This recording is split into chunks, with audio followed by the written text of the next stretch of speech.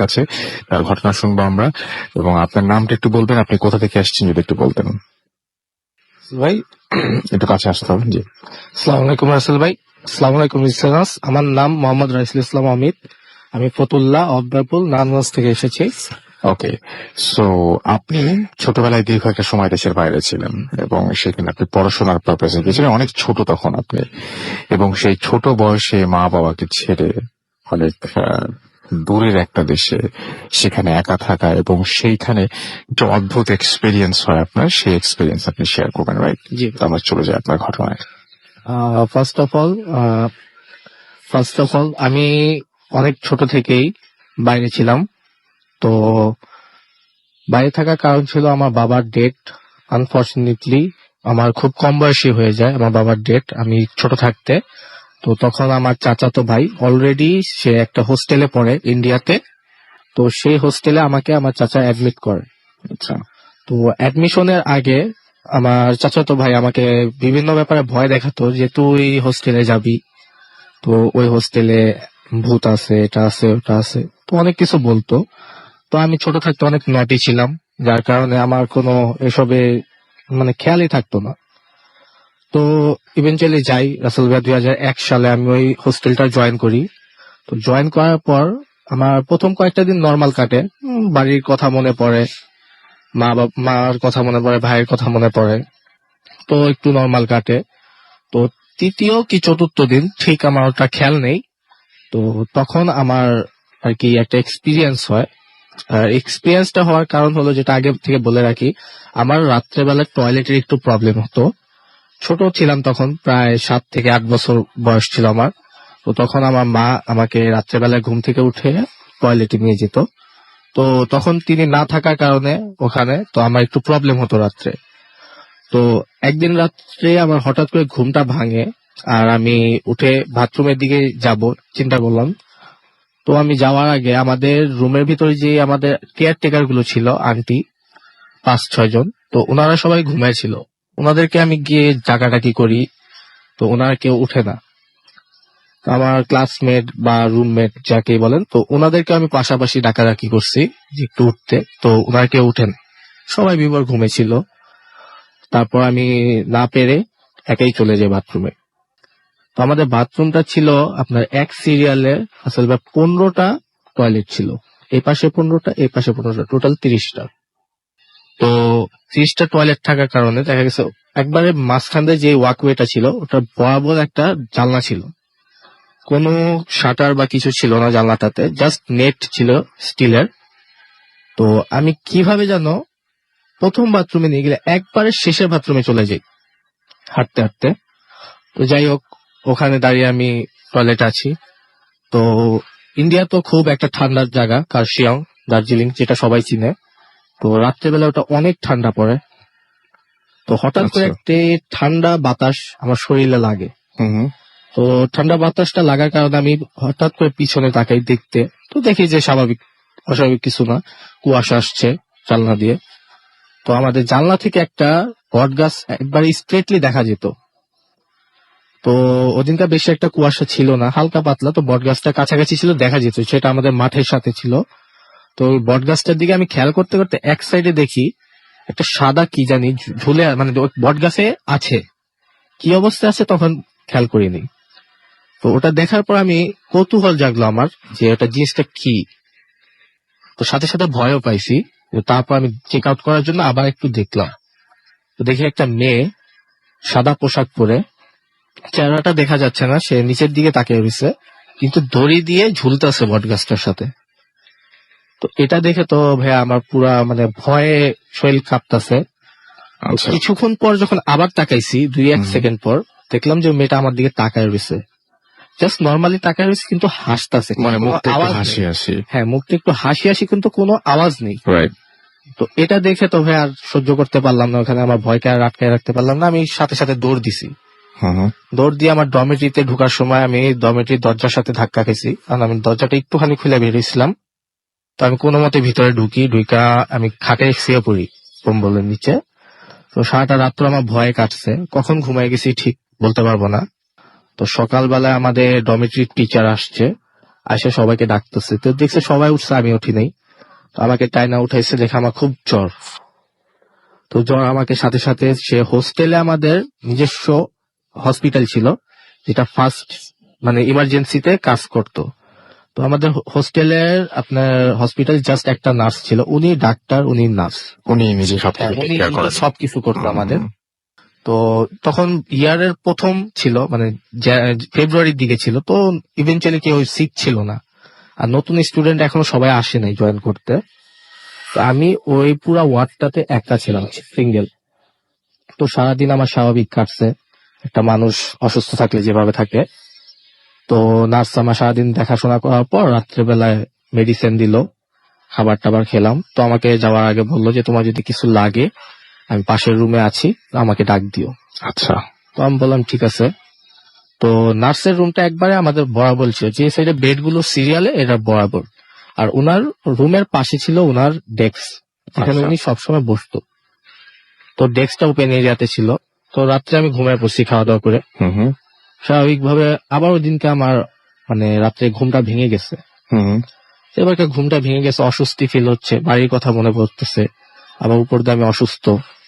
তো মাকে ছাড়া অনেক কষ্ট হচ্ছে থাকতে, কখনো থাকি নাই বাসার বাইরে, তো ফার্স্ট থাকতেছি। তো তখন অনেক ছোট আমি, তাই আমি একটু মনটাকে ফ্রেশ করার জন্য জানলার দিকে গেলাম। তো জানলাটা আপনার কাচের জানলা ছিল, যে কার্টেন ছিল, তো কার্টেনটা সরাই আমি দাঁড়ায় আছি। তো রাত্রে অনেক কুয়াশা আছে ভাইয়া, বাইরে কিচ্ছু দেখা যাচ্ছে না, সম্পূর্ণ ডার্ক, এক ফোঁটা আলো ছিল না বাইরে।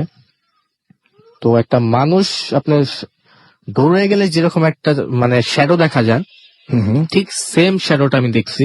ঠিক কোন জায়গায় দেখেছেন এটা? ঠিক এটা জানলার বাইরে দেখছি, কিন্তু আপনার ব্যালকনিতে না, ওকে এটা মিডিয়ারে দৌড়ে যাচ্ছে, ওকে। জাস্ট একবার চলে গেল।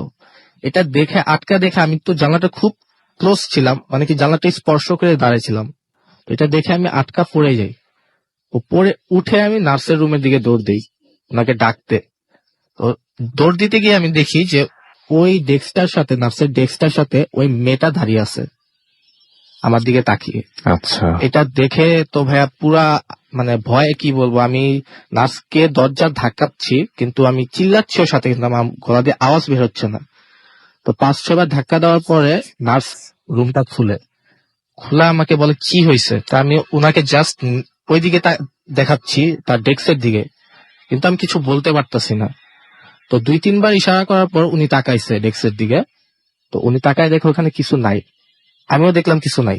তো আগে কিন্তু ওখানে একটা মেয়ে খাড়ায় ছিল, ওই সেম মেয়েটা ভাইয়া যেটা আমি গাছে দেখেছিলাম ঝুলতেছে। তো এটা দেখে আমি ফেন্ট হয়ে গেছি ওইখানে। পরের দিন সকালবেলা যখন সেন্স ফিরছে আমার, তো প্রিন্সিপাল স্যার আসছে। প্রিন্সিপাল স্যার এসে জিজ্ঞেস করতেছে যে কি ব্যাপার, তোমার কি হয়েছে। তো আরেকটা কথা বলে রাখি যে প্রথম দিন আমার যে ঘটনাটা ঘটছে আমার সাথে, ওটা কিন্তু আমি কেউকে শেয়ার করিনি ভয়ের কারণে। তো ওই দিনকে আমি বাধ্য হয়ে স্যারকে বলছি যে স্যার আমার গতদিন এই সমস্যাটা হয়েছিল, এখানে এই হ্যাঁ সমস্যা এই হয়েছিল। সমস্যাটা হয়েছিল, আমার ডমিটরি থেকে বাথরুমে গিয়েছিলাম, আমি এই সমস্যাটা হয়েছিল। তো আমি তো ভয় আপনাদেরকে কিছু বলিনি, বলি নাই। হ্যাঁ হ্যাঁ। যার কারণে আমার জ্বর আসছে। হুম হুম। তো ওই আজকেও আমার এই ঘটনাটা ঘটছে কালকে রাত্রে, এই কারণে আমি অজ্ঞান হয়ে গেছি এটা দেখা। তো স্যার বলল যে তুমি নতুন স্টুডেন্ট, নতুন নতুন এসেছো, বাবা মা ছাড়া থাকতেছো, হোম সিকনেস যেটাকে আমরা বলি, হোম সিক হোস্টেল লাইফের, হুম। তো ওটা হয়তো বা তোমার হয়েছে। তো এটা নাথিং আনইউজুয়াল, এটা জাস্ট ন্যাচারাল। তো উনি এটা বলে আমাকে এটা কাটাই দিল। তো আমি আর ওনার সাথে কিছু বলি নাই। তো আমার যে ভাইটা ছিল, চাচাতো ভাই, ওনার একটা খুব ক্লোজ ফ্রেন্ড ছিল। তো ওই ফ্রেন্ডটার সাথে আমাকে উনি ইন্ট্রোডিউস করে দিয়েছিল ফার্স্টে যখন আমি গেছি হোস্টেলে, যাতে কোনো কিছু প্রয়োজন পড়লে তার সাথে করতে পারি। আর আমার ভাইয়ার ফ্রেন্ডটা ওই হোস্টেল আমার ভাইয়ার আগে জয়েন করছে, তো ইভেনচুয়ালি সে অনেক কিছু জানে ওই হোস্টেলের ব্যাপারে। তো ওনাকে আমি জিজ্ঞেস করার আগে ও কয়েকজনকে জিজ্ঞেস করেছি, সিনিয়র স্টুডেন্টদেরকে, যে কিছু আছে নাকি, বা আপনারা কিছু দেখছেন নাকি। তো ওনারা আমাকে কিছু বলে না এগুলো। আচ্ছা। তো শেষমেশ আমি ভাইয়ার কাছে যাই যে ভাইয়া এমন এমন, আমি তো 2 দিন দেখছি এগুলো। পরে উনি আমাকে বলতেছে যে দেখ, এগুলো তো আসলে তোদেরকে বলা ঠিক না, কিন্তু আমাদের হোস্টেলে একটা ইনসিডেন্ট হয়েছিল হুম 1993-তে।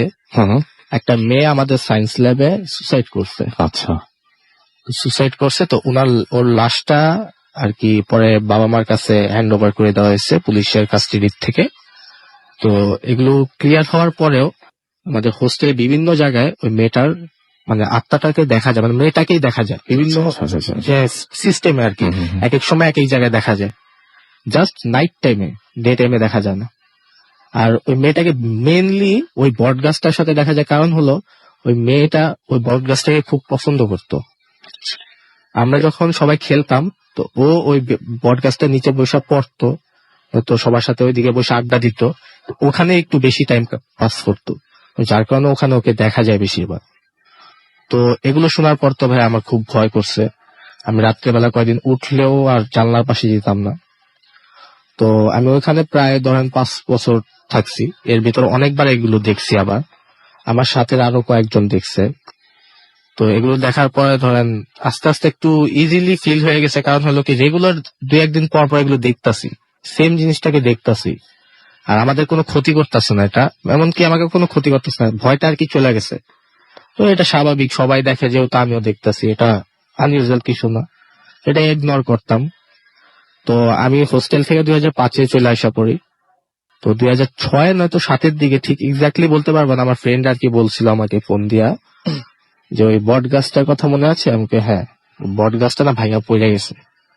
তো জিজ্ঞেস করলাম যে কিভাবে পড়ছে, তো বললো যে আমাদের এখানে তো ল্যান্ডস্লাইড হয় ইউজুয়ালি, তো বৃষ্টি পড়ছিল এক রাত্রে অনেক, তো মাটি নরম হয়ে বট গাছটা পড়ে গেছে নিচের এক বাসার উপরে, তো বট গাছটা কাইটা ফেলছে। তো পরে আমি জিজ্ঞেস করলাম যে বট গাছটা কাটছে ওই মেয়েটাকে কি আর দেখা যায়, যে আমরা সবাই দেখতাম? ও কিন্তু ওটা দেখছিল, আমার সাথে শেয়ার করছে এটা। তো বললো যে না, এখন তো দেখি নাই, তো পরে অন্যদের কথা আমি বলতে পারি না। ওকে। তো রাসেল ভাইয়া, হোস্টেলের নামটা বললাম না, আপনি জায়গার নাম বলেন। আপনি জায়গার নামটা বলেন। দার্জিলিং, হ্যাঁ, ইন্ডিয়াতে এটা লোকেটেড, ওয়েস্ট বেঙ্গলে। এবং দার্জিলিং থেকে যখন কেউ শিলিগুড়ির দিকে যখন বাই রোডে আসে বা যাওয়ার সময় এই জায়গাটা পড়ে, এই জায়গাটার মেন দুটা ল্যান্ডমার্ক হলো আপনার, একটা হলো নেতাজি সুভাষচন্দ্র বোসের বাড়ি ওইদিকে গীতা পাহাড়ে, একটা হলো রক গার্ডেন। রাইট।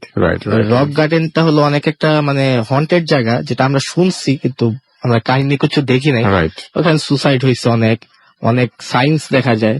এই দুটা একটা ল্যান্ডমার্ক জায়গা, ওই হোস্টেলটা খুব কাছে এটার থেকে। অনেকে যারা মানে শুনতেছে তারা হয়তো চিনতে পারবে এটা কোথায়, যেতে অনেকে শুনছেন। এবং নামটা বললাম না, কারণ হলো আমার ফেসবুকে এখনো আমার হোস্টেলের পেজের সাথে আমি জয়েন্ট আছি, সেটা বলার খুব একটা দরকার নাই।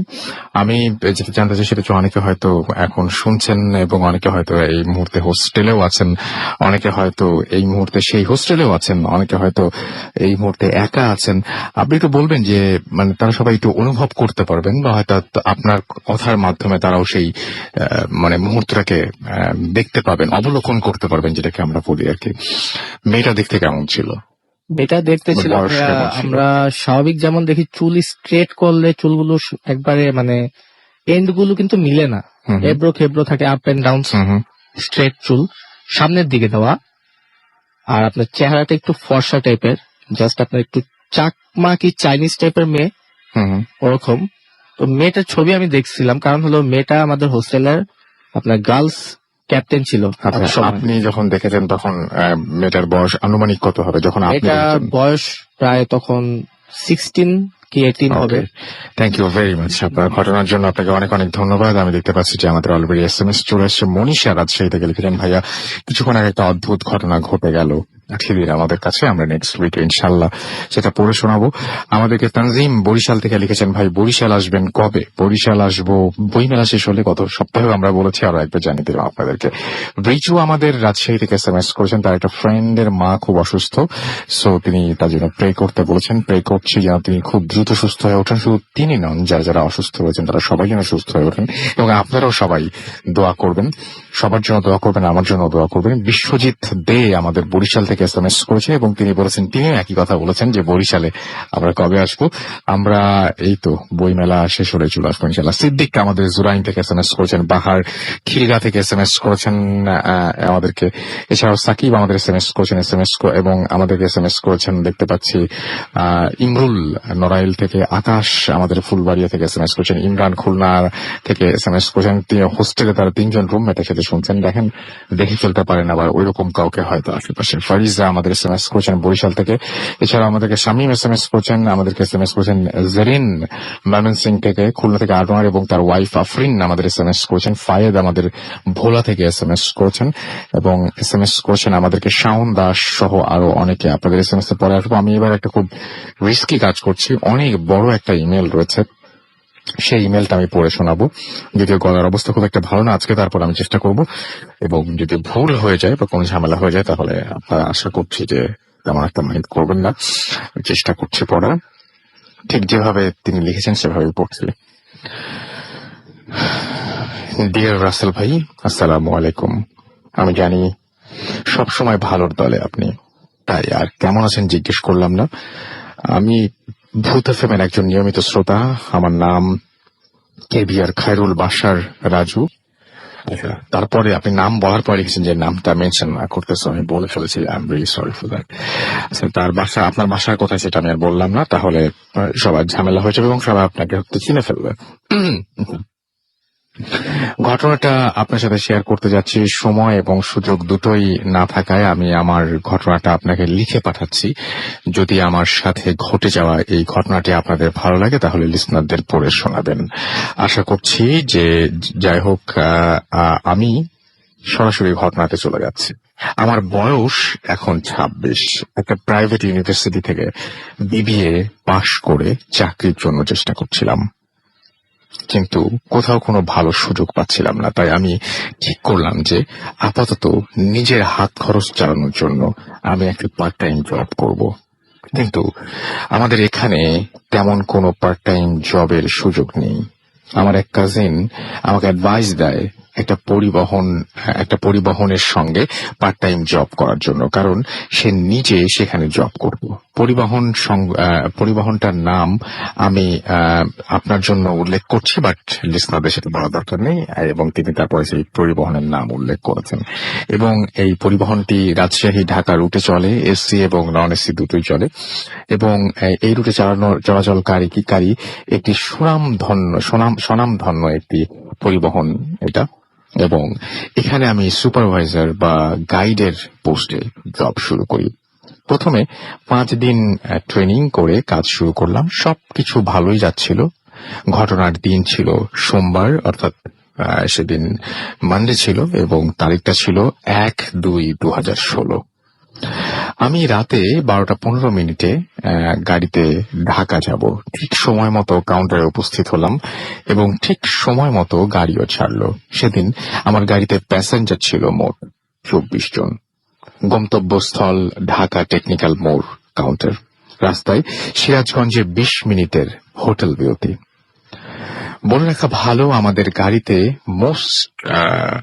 যে সমস্ত সিট গুলো ছিল তার মধ্যে 40টি, মোট সিট হচ্ছে 40টি, এবং 40 জন যাত্রী সেখানে ভ্রমণ করতে পারে। আগেই বলেছি আমাদের গাড়িতে 24 জন ছিল। আমি যখন গাড়ির ভেতরে টিকিট চেক করি তখন লক্ষ্য করি গাড়ির ঠিক পেছনের সারির কর্নারের সিটে একজন লোক বসে আছেন এবং সে কম্বল মুড়ি দিয়ে ঘুমাচ্ছেন। আমি টিকিট চেক করতে গাড়ির পেছনের দিকে যাচ্ছি, তখন আমার মনে হলো লোকটা এতগুলো সিট ফাঁকা রেখে কেন পিছনে গিয়ে ঘুমোচ্ছে। কারণ সাধারণত মানুষ গাড়িতে টিকিট করলেও সবসময় সামনের দিকে বা মাঝখানের জায়গাটায় বসতে চায় এবং পিছনের দিকে সাধারণত বসতে চায় না। যাই হোক, মনে করলাম হয়তো ওনার এমনটাই পছন্দ। এই মনে করে আমি ওনার কাছে গেলাম টিকিট চেক করার জন্য।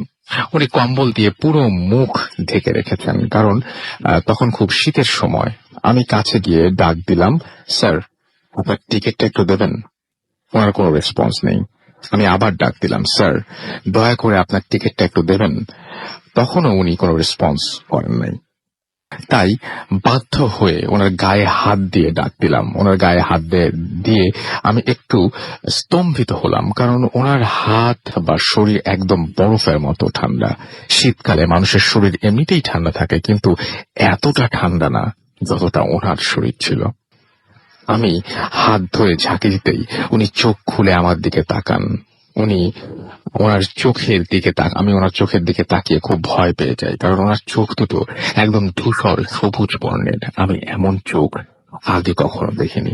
আজকাল চোখের লেন্স লাগিয়ে অনেকে চোখের কালার বিভিন্ন রকমের করা যায়, আমি টিভিতে সেটা দেখেছি, বাট এই রকম চোখ আমি এর আগে কখনো দেখিনি। যাই হোক, উনি হঠাৎ আমার ওপর খুব রেগে যান। আমি ওনার হাত স্পর্শ করেছি তাই। আমি বললাম, স্যার আপনি ঘুমাচ্ছিলেন, আমি আপনাকে ডাক দিয়েছিলাম, কিন্তু আপনি উঠছিলেন না, তাই আমি আপনার হাত ধরে ঝাঁকি দিয়েছি। তারপর উনি একটু শান্ত হলেন। আমি ওনার টিকিট চেক করে ওনাকে বললাম, স্যার আপনি চাইলে সামনের দিকে গিয়ে বসতে পারেন। জবাবে উনি বললেন, আমি এখানেই ঠিক আছি। আমি আর কথা না বাড়িয়ে ওনার টিকিটের পেপারটা নিয়ে ওনাকে জিজ্ঞাসা করলাম, স্যার আপনি কোথায় নামবেন? এটা আমাদের রুলস, প্রত্যেকটা যাত্রীকেই জিজ্ঞেস করতে হয় যে উনি কোথায় নামতে চান। জবাবে উনি বললেন, সঠিক জায়গায় আসলে আমি নিজেই নেমে যাব। আমি আর কথা না বাড়িয়ে আমার জায়গায় চলে গেলাম এবং লোকটি তার জায়গায় বসে রইল। আমাদের যাত্রা চলছে রাত 2:40। আমরা হোটেল বিরতির জন্য সিরাজগঞ্জ রোডে অবস্থিত একটা রেস্টুরেন্ট কমপ্লেক্সে থামলাম। বিরতির নির্ধারিত সময় 20 মিনিট। ঠিক 20 মিনিট পর গাড়িতে আসলাম। সময় হয়ে গেছে, গাড়ি ছাড়তে হবে। আমি যাত্রীগুলো গুনে দেখছি, সবাই আছেন, শুধু পেছনের ওই যাত্রীটি বাদে। আমি হোটেলের ভেতর গিয়ে অ্যানাউন্সমেন্ট দিলাম, তারপরও ওনার জন্য কিছুক্ষণ ওয়েট করলাম, তবুও তিনি নেই। তখন আমি আবার হোটেলে গিয়ে অ্যানাউন্সমেন্ট দিলাম, তারপর চালান থেকে মোবাইল নাম্বার নিয়ে ফোন দিলাম, দেখি নাম্বার বন্ধ। আমার একটু রাগ হলো। একটু পর গাড়িতে উঠে পেছনে গিয়ে দেখি উনি ঠিকই ওনার জায়গায় বসে আছেন। আমি দেখে অবাক হলাম। একটু আগেও তো আমি দেখলাম উনি গাড়িতে নেই। আমি ওনাকে বেশ ভালোভাবেই চিনি, তাই ওনাকে চিনতে ভুল হওয়ার কোনো কারণ নেই এবং প্রশ্নই আসে না। তাছাড়া আমি মোট যাত্রী যখন গুনছিলাম তখন একজন কম ছিল এবং সেটা উনি। আমি আমার ওস্তাদ মানে ড্রাইভারকে জিজ্ঞেস করলাম যে উনি কখন উঠলেন গাড়িতে। ওস্তাদ আমাকে বলল যে কই, আমি গাড়ি নামার পর তো কোনো যাত্রী গাড়িতে ওঠেনি। আর ড্রাইভারও গাড়ি স্টার্ট করে গাড়িতে বসে আছেন, ওনার চোখে ভুল হওয়ার কোনো কথা নেই। আমরা বেশ আশ্চর্য মানে অবাক হলাম যে তিনি গাড়ির ভিতরে আসলেন কি করে। যাই হোক, এমনিতেই অনেক দেরি হয়ে গেছে, আর দেরি না করে আমি গাড়িতে এগিয়ে গেলাম এবং ড্রাইভার সাহেব গাড়ি ছাড়লেন। তখন আমরা যমুনা ব্রিজের ওপর মানে বঙ্গবন্ধু সেতুর ওপর হঠাৎ শুনতে পেলাম গাড়ির ভেতর থেকে কোনো যাত্রী আমাকে ডাকছেন, সুপারভাইজার সাহেব। গাড়ির সব লাইট অফ ছিল, তাই ভেতরে বেশ অন্ধকার, তাই আমি দেখতে পাচ্ছি না কে ডাকছেন। আমি ভেতরের মৃদু আলো অন করে দিয়ে পেছনে যেতে থাকি এবং দেখলাম যে সব যাত্রী ঘুমিয়ে আছেন। একদম শেষ সিটে বসা উনি জলজল চোখে আমার দিকে তাকিয়ে আছেন। আমি ওনাকে গিয়ে বললাম, স্যার আপনি আমাকে ডাকলেন? উনি বললেন, আমাকে মির্জাপুর দেহহাটা বাজারের থেকে একটু সামনে একটা ছোট ব্রিজ আছে, ওইখানে নামিয়ে দেবেন। আমি বললাম, ঠিক আছে স্যার, আমি সময় মতো আপনাকে ডেকে দিব। এই বলে আমি চলে আসলাম। তারপর আবার গাড়িতে চলছে এবং যে ঘটনাগুলো ঘটছিল তা আমাদের সাথে ওই যাত্রীকে নিয়ে তা সাধারণত কখনো ঘটে না। আর ওনার শরীরটি যে বরফের মতো ঠান্ডা আর ওনার চোখগুলো যে গাঢ় ধূসর সবুজ বর্ণের ছিল, তা সবকিছুই আমি স্বাভাবিকভাবেই নিয়েছিলাম। মানে যদিও সবকিছু অস্বাভাবিক ছিল, তারপরে সবকিছু স্বাভাবিকভাবে নিচ্ছিলাম। কিন্তু এরপর যেটা হলো সেটা আসলে আমি কখনোই আশা করিনি। টাঙ্গাইল মির্জাপুর দেহহাটা বাজারের পার হওয়ার পর আমার ড্রাইভার আমাকে বললেন যে এইখানে কোন যাত্রী নামার আছে, যাও ওনাকে নিয়ে আসো। কারণ আমি ড্রাইভারকে আগেই বলে রেখেছিলাম যে দেহহাটা বাজারের পর একজন নামার আছে। আমি ভেতরে ছোট আলোটি জ্বালিয়ে ভেতরে গেলাম এবং ওনাকে ডাকতে গিয়ে যা দেখলাম সেটা মোটেই কখনো আশা করিনি। আমি ভেতরে গিয়ে দেখলাম যে ওই লোকটা যে সিটে বসেছিলেন সেই সিটটি খালি, মানে ওখানে কেউ নেই। আমি ডানে বামে ভালো করে দেখলাম, ওখানে কেউ নেই। আমি একটু টেনশনে পড়ে গেলাম যে লোকটা গেল কোথায়। আমি মনে করলাম হয়তো সামনের দিকে এগিয়ে আসছে, এসে বসেছে। আমি তখন প্রতিটি সিটের দিকে লক্ষ্য করতে করতে করতে করতে সামনে এগোতে থাকলাম, কিন্তু একদম সামনের সিট পর্যন্ত ভালো করে খুঁজে দেখলাম ওনাকে আমি কোথাও দেখলাম না। এই কথা আমি আমার ড্রাইভারকে আমার ড্রাইভারকে আমার কোথায় গুরুত্ব না দিয়ে আমাকে বললেন, আচ্ছা আমার ড্রাইভার আমার কথায় গুরুত্ব না দিয়ে বললেন, তুমি বড় লাইট জ্বালিয়ে ভালো করে দেখো, হয়তো কোথাও ঘুমিয়ে আছে। আমি আবার বড় লাইট জ্বালিয়ে মাঝখান দিয়ে হাঁটতে লাগলাম এবং দুই পাশে ভালো করে খুঁজতে লাগলাম, কিন্তু গাড়ির শেষ সিট পর্যন্ত গেলাম, বাট ওনাকে কোথাও দেখলাম না। আবার আমি ভয় পেলাম এবং সাথে সাথে ড্রাইভারকে গিয়ে জানালাম। ড্রাইভার আমার কথা শুনে গাড়ি রাস্তার সাইড করে ব্রেক করলেন এবং তারপর তার সিট থেকে উঠে এসে আমার সাথে গাড়ির ভেতরে ওনাকে ভালো করে খুঁজতে লাগলেন। তখন গাড়ির অন্যান্য যাত্রীদেরও ঘুম ভেঙে গেছে। এবার ড্রাইভারও ওনাকে খুঁজে পেলেন না। তখন আমরা গাড়ির গ্লাস বা জানালা চেক করছিলাম, তখন গ্লাস খোলা আছে, কোনো গ্লাস খোলা আছে কিনা। যদিও রানিং গাড়িতে থেকে কেউ জানালা দিয়ে গ্লাস সরিয়ে নামার কথা না, নামতে পারবে না, কিন্তু তারপরেও চেক করছিলাম, বাট কোনো জানালা কোনো গ্লাস খোলা ছিল না। তখন অনেক শীতের সময় এবং এখনই আমার ভয়ে শরীর থেকে ঘাম ছুটে গেছে। তাহলে আসলে লোকটা গেল কোথায়? একটা জলজ্যান্ত মানুষ রানিং গাড়ি থেকে উধাও হয়ে যাবে কিভাবে? তখন ড্রাইভার সাহেব হেল্পারকে বললেন, তুমি একটু গেট খুলে নিচে গিয়ে দেখো তো। হেল্পার গেট খুলে নিচে নেমে হঠাৎ চিৎকার করে বলল, ওস্তাদ, গাড়ি এইটা কোন জায়গায় থামিয়েছেন? এই কথা শুনে আমি আর আমার ড্রাইভার সাহেব খুব দ্রুত গাড়ি থেকে নিচে নেমে যাই। আর নিচে গিয়ে যেটা দেখি সেটা আরো বেশি ভয়ঙ্কর ছিল। আমাদের গাড়ি মেইন রাস্তা থেকে প্রায় 50 মিটার দূরে একটা জমির মধ্যে দাঁড়ানো, আর ঠিক সামনে একটা বিশাল বড় গাছ, এবং গাড়ির হেডলাইটে যতটুকু বুঝলাম ওটা একটা তেঁতুল গাছ ছিল। এটা দেখে ড্রাইভার বললেন, তাড়াতাড়ি গাড়িতে উঠে পড়ো। আমরা তাড়াতাড়ি গাড়িতে উঠলাম। ড্রাইভার গাড়ি স্টার্ট করে গাড়ি রাস্তাতে নিতে থাকলেন। কিছুক্ষণ পর আমরা মেইন রোড পেয়ে গেলাম এবং এর মধ্যে অনেক যাত্রী কি হয়েছে বলে জিজ্ঞেস করলেও আমরা বললাম কিছু হয়নি, আপনারা ঘুমান। কিন্তু আসলে ঘটনাটা কি ঘটলো আমাদের সাথে, গাড়ির ভেতরে ওই লোকটা গেল কোথায় যে পেছনের সিটে বসেছিল, আর ড্রাইভারও গাড়িটা রাস্তার পাশে না নিয়ে গিয়ে এমন আজব জায়গায় গাড়িটা, মানে রাস্তার পাশে থামিয়েছিলেন সেই গাড়িটা এমন আজব জায়গায় 50 মিটার দূরে জমির মধ্যে গেল কিভাবে, এই সব প্রশ্নের উত্তর আসলে আমার জানা ছিল না। তারপর আমরা একদম সোজা টান দিয়ে গাড়ি ঢাকায় নিয়ে আসি এবং প্রথম যাত্রী আমায় গাবতলী টার্মিনালের সামনে, মাঝে আর কোনো জায়গায় গাড়ি থামেনি। আমরা তিনজনই বিষয়টা নিয়ে চরম একটা ঘোরের মধ্যে ছিলাম এবং কোনো কিছুই মাথায় ঢুকছিল না, কোনো কিছুই ব্যাখ্যা খুঁজে পাচ্ছিলাম না। এবং এইগুলো ঘটনা, মানে এতগুলো ঘটনা আমাদের সাথে কেন ঘটলো, এরকম হলো কেন? ঢাকায় পৌঁছানোর পর আমরা এই বিষয়টি অফিসে জানাই এবং অফিস থেকে আমাদের এই বিষয়টি টোটালি বলে যে না, এটা নিয়ে বেশি নাড়াচাড়া করো না এবং এটা নিয়ে বেশি আলোচনা না করতে বলেন। এবং আমরা সেটা আলোচনা বন্ধ করে দিই এবং এই আলোচনাটা বন্ধ করে দিয়ে আমরা পরের দিন সকাল 10টায় আমরা পুনরায় ঢাকা থেকে রাজশাহীর উদ্দেশ্যে রওনা দিই। এবং আসার পরে ভাই আমরা ঠিক ওই জায়গায়, মানে যে জায়গাটায় রাতে আমাদের গাড়ি থামিয়েছিলাম, সেই গাড়িটি একটি জমির মধ্যে আবিষ্কার করেছিলাম। তার সামনে একটা বিশাল তেঁতুল গাছ ছিল। ঠিক ওই জায়গাটায় পৌঁছাই, তখন ড্রাইভার সাহেব গাড়িটা হালকা স্লো করেন এবং জানালা দিয়ে ওই জায়গাটার দিকে তাকাই আমরা সবাই, এবং সেখানে কোনো তেঁতুল গাছও ছিল না এবং তেঁতুল গাছ থাকা দূরের কথা কোনো গাছও দেখতে পাই না, বরং সেখানে ধুধু মাঠ আর খোলা জমি।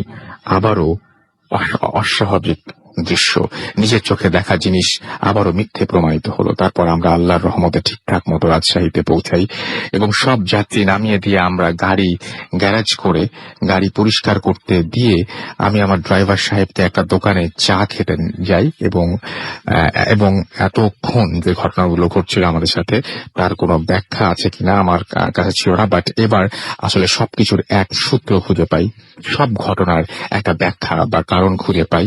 আর তা আমি পেলাম আমার ড্রাইভার সাহেবের মুখ থেকে শোনা, তার বলা কথাগুলো শুনে, যা তিনি আজকের আগে আর কাউকে বলেননি। আমরা চা খাচ্ছিলাম, তখন হঠাৎ ড্রাইভার সাহেব আমার হাত দুটো ধরে আমাকে বললেন যে আমি তোমাকে একটা কথা বলবো যা আমি আগে কখনো কাউকে বলিনি। আর রাতে আমাদের সাথে যে ঘটনাগুলি ঘটেছে তার সম্ভবত কারণটা হচ্ছে প্রায় 8 মাস আগে একদিন রাত 12টার দিকে আমি রাজশাহী থেকে ঢাকা যাচ্ছিলাম। ঠিক তখন ওই গাড়ি, বাস নাম্বারটা সব উনি দিয়ে দিয়েছেন, ওই গাড়ি রাতে ঠিক ওই জায়গায় মানে মির্জাপুরের দেওহাটা বাজারের থেকে একটু সামনে ওই ছোট্ট ব্রিজটার সামনে আমার দ্বারা একটি অনিচ্ছাকৃতভাবে একটি বিপরীত দিক থেকে আসা সাইকেলের সাথে অ্যাক্সিডেন্ট হয় এবং লোকটি জায়গায় মারা যায়। আমি কোনো ঝামেলা না এড়াতে, সব ধরনের ঝামেলা এড়াতে আমি সঙ্গে সঙ্গে টান দিয়ে চলে আসি এবং এই সময় অনেক রাত ছিল, তাই কোনো মানুষ ওইখানে ছিল না, আর গাড়ির যাত্রীও সব ঘুমাচ্ছিল। তাই ঘটনাটি আমরা গাড়ির 3 জন স্টাফ ছাড়া আর কেউ জানে না। কাল যখন ওই ঘটনা ঘটলো আর গাড়ি থেকে নেমে যখন ওই জায়গাটা দেখলাম, তখন আমার বুঝতে বাকি ছিল না যে আমার সাথে কি ঘটতে যাচ্ছে। তাই আমি তোমাদের তাড়াতাড়ি গাড়িতে উঠতে বলি এবং ওই জায়গা দ্রুত ত্যাগ করতে বলি। মহান আল্লাহ তাআলার অশেষ রহমত ছিল, যার কারণে আমরা সবাই ভালোভাবে ওখান থেকে ফিরে আসতে পারি। একটা কথা হলো যে এই সব কিছু শোনার পর আমার আর বুঝতে বাকি রইল না যে কাল রাতে গাড়ির পেছনের সিটে বসে থাকা সেই লোকটি শরীর কেন বরফের মতো ঠান্ডা ছিল, কে ছিল সেই লোকটি, এবং এই ঘটনা এবং যাই হোক, তারপর আমি বাসায় যাই এবং বাসার সবাইকে এই ঘটনাটা খুলে বলি এবং বাসা থেকে আমাকে ওই জায়গায় কাজ করতে দেয় না। আমি ওখানে কাজ ছেড়ে দেই। পরে লোক মারফত শুনতে পাই যে ওই ড্রাইভার সাহেবও এখন গাড়ি চালানো বন্ধ রেখেছেন, মানে উনি এখন আর বাস চালান না এবং বাস নিয়ে যাওয়া আসা করেন না। এবং আল্লাহর রহমতে আমরা বেঁচে ফিরে এসেছি, নয়তো আমার সাথে অনেক খারাপ কিছু হয়তো ঘটতে পারত। এবং আমাদের সাথে ঘটে যাওয়া ঘটনা যদি আপনাদের ভালো লাগে তাহলে পড়ে শোনাবেন। চমৎকার একটা ঘটনা ছিল এবং আশা করছি যে এরকম ঘটনা আমরা আরো পাবো আপনাদের কাছে। আমরা কোনো কথা না বলে একটা ছোট্ট বিরতিতে যাবো, বিরতির পরে আবার ফিরে আসছি। এই পর্যন্ত আমাদের সঙ্গেই থাকুন। Stay tuned to Radio Furti and don't stop the Furti. Night comes alive.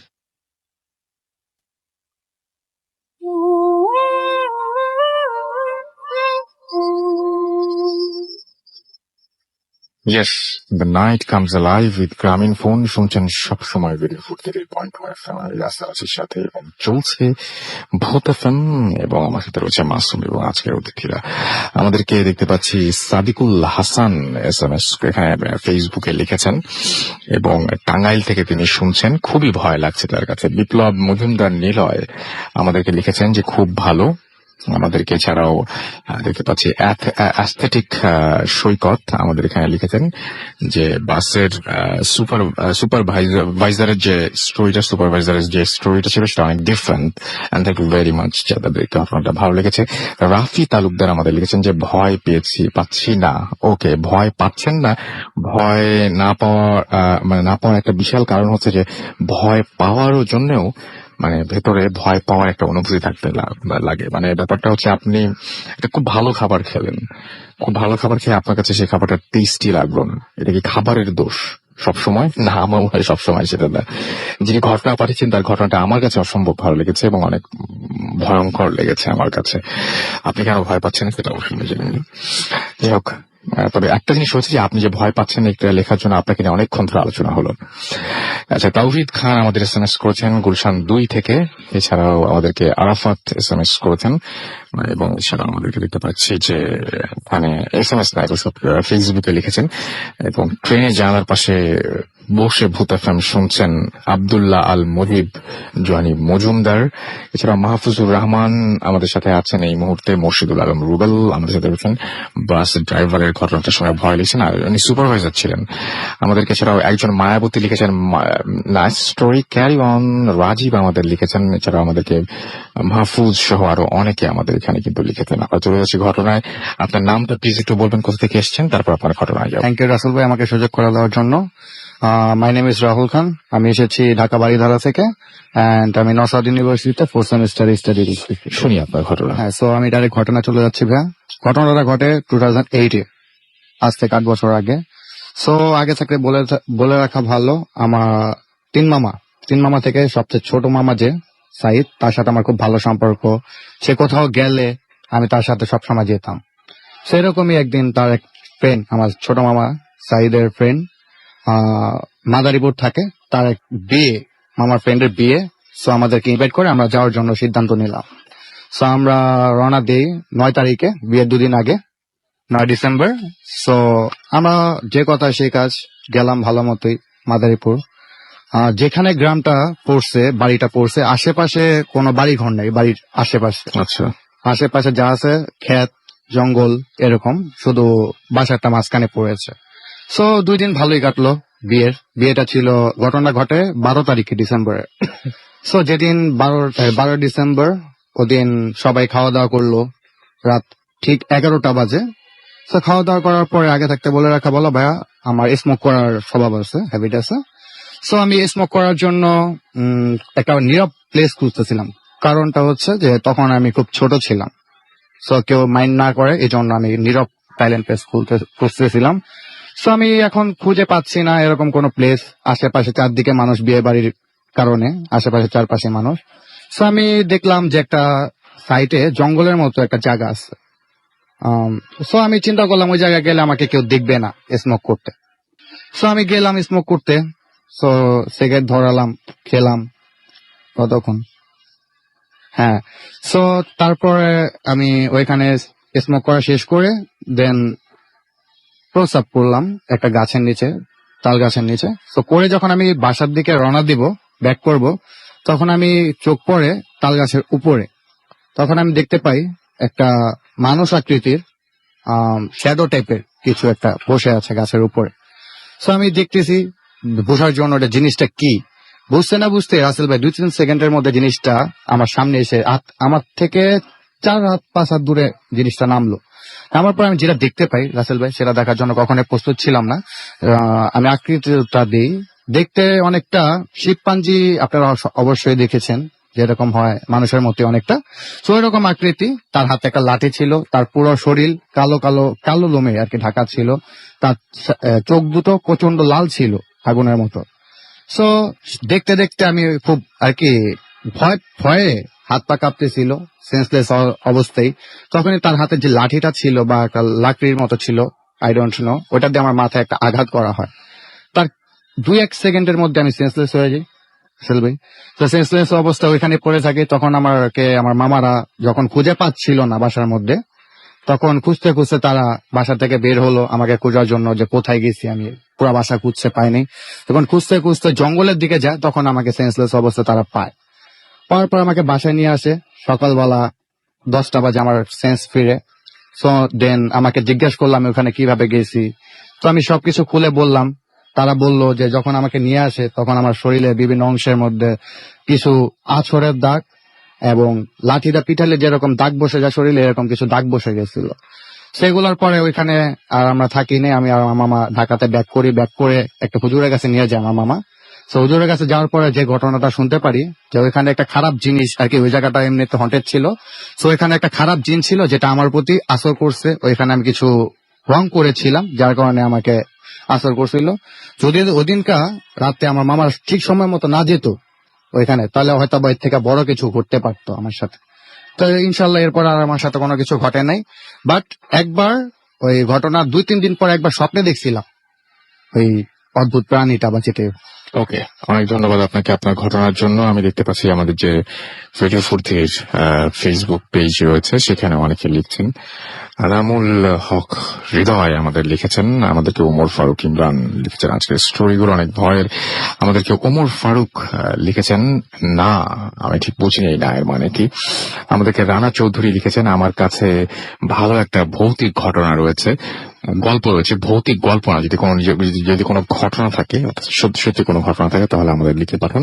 আমাদের অ্যাড্রেস হচ্ছে bhuthfm@radiofurti.fm। এই ফাঁকে একটু জানিয়ে দিই যে কিভাবে ঘটনা পাঠাতে হবে। bhuthfm@radiofurti.fm এই অ্যাড্রেসে যে আপনার নাম, ঠিকানা এবং ফোন নাম্বার সহ আপনার জীবনে ঘটে যাওয়া সেরা ঘটনা লিখে পাঠিয়ে দিন আমাদের কাছে। নাম, ঠিকানা এবং ফোন নাম্বার আরেকবার উল্লেখ করে দিলাম। এবং ঘটনার শুরুতে অবশ্যই উল্লেখ করুন যে ঘটনাটা আপনি স্টুডিওতে এসে শেয়ার করতে চান, নাকি আপনি চান যে আপনার ঘটনাটা আমরা পড়ে শোনাবো। এবং যারা দেশের বাইরে রয়েছেন তারা সরাসরি কিন্তু অডিও ক্লিপ পাঠিয়ে দিতে পারেন আমাদের কাছে। আর একটা জিনিস, সেটা হচ্ছে চলছে অমর 21-এর বইমেলা, এবং বইমেলায় এই সপ্তাহে আমাদের নতুন একটা বই আসছে। সেই বইটির নাম ম্যাপ নাম্বার 13, যেখানে সমস্ত বিদেশি গল্পগুলো রয়েছে, অর্থাৎ দেশের বাইরে আমাদের প্রবাসী বাঙালি এবং অবাঙালিরাও যারা আছেন, তারা যারা ভূত এফএমের লিসেনার, যারা ঘটনাগুলো পাঠিয়েছেন, তাদের ঘটনাগুলো নিয়ে ঘটনা সাজানো হয়েছে। এবং আপনারা যারা দেশের বাইরে থেকে শুনছেন তাদের নিশ্চয়ই এই বইটা সংগ্রহ করতে ইচ্ছা করছে অনেক বেশি। আমরা চেষ্টা করব আপনাদের হাতে ওই বইটি পৌঁছে দেওয়ার। আপাতত আপনাদের রিলেটিভদের বলবেন, কালকে বইমেলায় সন্ধ্যায় মোড়ক উন্মোচন হচ্ছে এই বইটির, এবং সেইখানে আমি থাকবো। এবং কালকে আমরা স্টলেও থাকবো, 381 এবং 382 নাম্বার স্টল, এবং জ্ঞান বিতরণের স্টল, সেখানে থাকবো। এবং বিকেল থেকেই সেখানে আমরা থাকবো ইনশাল্লাহ, এবং আপনাদের সঙ্গে দেখা হবে, কথা হবে ইনশাল্লাহ। গত সপ্তাহের মতো এই সপ্তাহেও আপনারা আসবেন ইনশাল্লাহ, এবং অনেক অনেক অনেক অনেক আলাপ আলোচনা হবে, বই নিয়েও অনেক কথা হবে ইনশাল্লাহ। গত সপ্তাহে ছিলাম, এবং গত সপ্তাহে যাদের সাথে অনেকের সাথে দেখা হয়নি, অনেকে এসে চলে গেছেন শুনেছি। তো এবার নিশ্চয়ই অনেকের সাথে দেখা হবে আশা করছি। আমরা এখন যেটা করব সেটা হচ্ছে কিছু এসএমএস পড়বো, এবং এসএমএস পড়ে একটা অডিও ক্লিপে যাব। অমি আমাদের এসএমএস করেছেন এবং বলছেন শুনতে ভালো লাগছে, ভয়ও লাগছে, এবং আমাদেরকে তিনি বলেছেন যে অনেকদিন পর শুনছি ভূত এফএম, এসএসসি এক্সাম এর কারণে অনেকদিন শোনা হয়নি। আলিম চৌধুরী আমাদের লিখেছেন ময়মনসিংহ থেকে, আজকে জোস হচ্ছে। আকাশ আমাদের লিখেছেন মিরপুর থেকে, বলছি। এমডিবি লাল আমাদের মুন্সিগঞ্জ থেকে আমাদের সাথে রয়েছেন। রাজীব এবং লোপা আমাদের সাথে রয়েছেন, আমার সাথে মৃদুল রয়েছেন কুষ্টিয়া থেকে, এছাড়াও ধানমন্ডি থেকে রিদি আমার সাথে রয়েছেন। স্টোরিটা অনেক ইন্টারেস্টিং সেটা জানিয়েছেন। আরিফ এবং তার ওয়াইফ রুম্পা হবিগঞ্জ থেকে আমাদের এসএমএস করছেন। দিদারুল আলম নরসিংদী থেকে আমাদের এসএমএস করছেন, আমাদেরকে দেখতে পাচ্ছি। ইহান এসএমএস করছেন চিটাগং থেকে। আপনারা এখন কোন জেলায়? আমরা এখন ঢাকায় ভাই। গৌরীপুর ময়মনসিংহ থেকে আসিফুজ্জামান আদনান আমাদের লিখেছেন যে ভালো লাগছে। এছাড়াও মুন্তাসির এবং তার ওয়াইফ ঐশী ভূত এফএম এ সাথে আছে সেটা জানিয়েছেন। জ্যাকের নাটোর টিভি সেন্টার থেকে লিখেছেন যে ফ্রাইডে ইজ ভূত FM day. Definitely Friday is ভূত এফএম ডে, এই বিষয়ে কোনো সন্দেহ নেই, এবং আজকে থেকে সেটা আমরা বলতেই পারি যে ফ্রাইডে ইজ ভূত এফএম ডে। আচ্ছা, নির্জন আমাদের বরিশাল থেকে এসএমএস করেছেন আমাদেরকে দেখতে পাচ্ছি। আশকার নাইস স্টোরি পান্না আমাদের এসএমএস করেছেন। রাফিন আমাদের এসএমএস করেছেন। হামিম খুলনা থেকে এসএমএস করেছেন। শান্ত আমাদের এসএমএস করেছেন রাজশাহী থেকে। আমরা চলে যাচ্ছি একটা ঘটনায়, এবং এরপর একটা বিজ্ঞাপন বিরতি, তারপরে আমরা আবারও ফিরে আসবো। সেই পর্যন্ত আশা করছি আমাদের সঙ্গে থাকবেন। আমরা যদি এসএমএস করতে চান, এসএমএস করার নিয়মটি হচ্ছে মোবাইলের মেসেজ অপশনে গিয়ে টাইপ করুন ফুর্তি, FORTI ফুর্তি, স্পেস দিয়ে লিখুন আপনার নাম, স্পেস দিয়ে আপনার মেসেজ পাঠিয়ে দিন 940 নাম্বারে। আমাদের ইমেল করতে চাইলে আমাদের ইমেল অ্যাড্রেস হচ্ছে bhutfm@futi.fm। আমাদের যদি আপনারা ফেসবুক পেজগুলো ভিজিট করতে চান, চলে যান www.facebook.com/bhutfurti and www.facebook.com/bhutfm.russell। চলুন।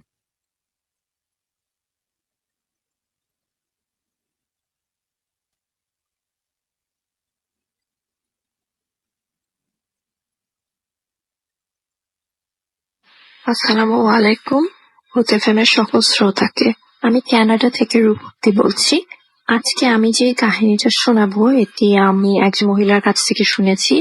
উনি প্রায় গত 22 বছর ধরে কানাডায় থাকেন।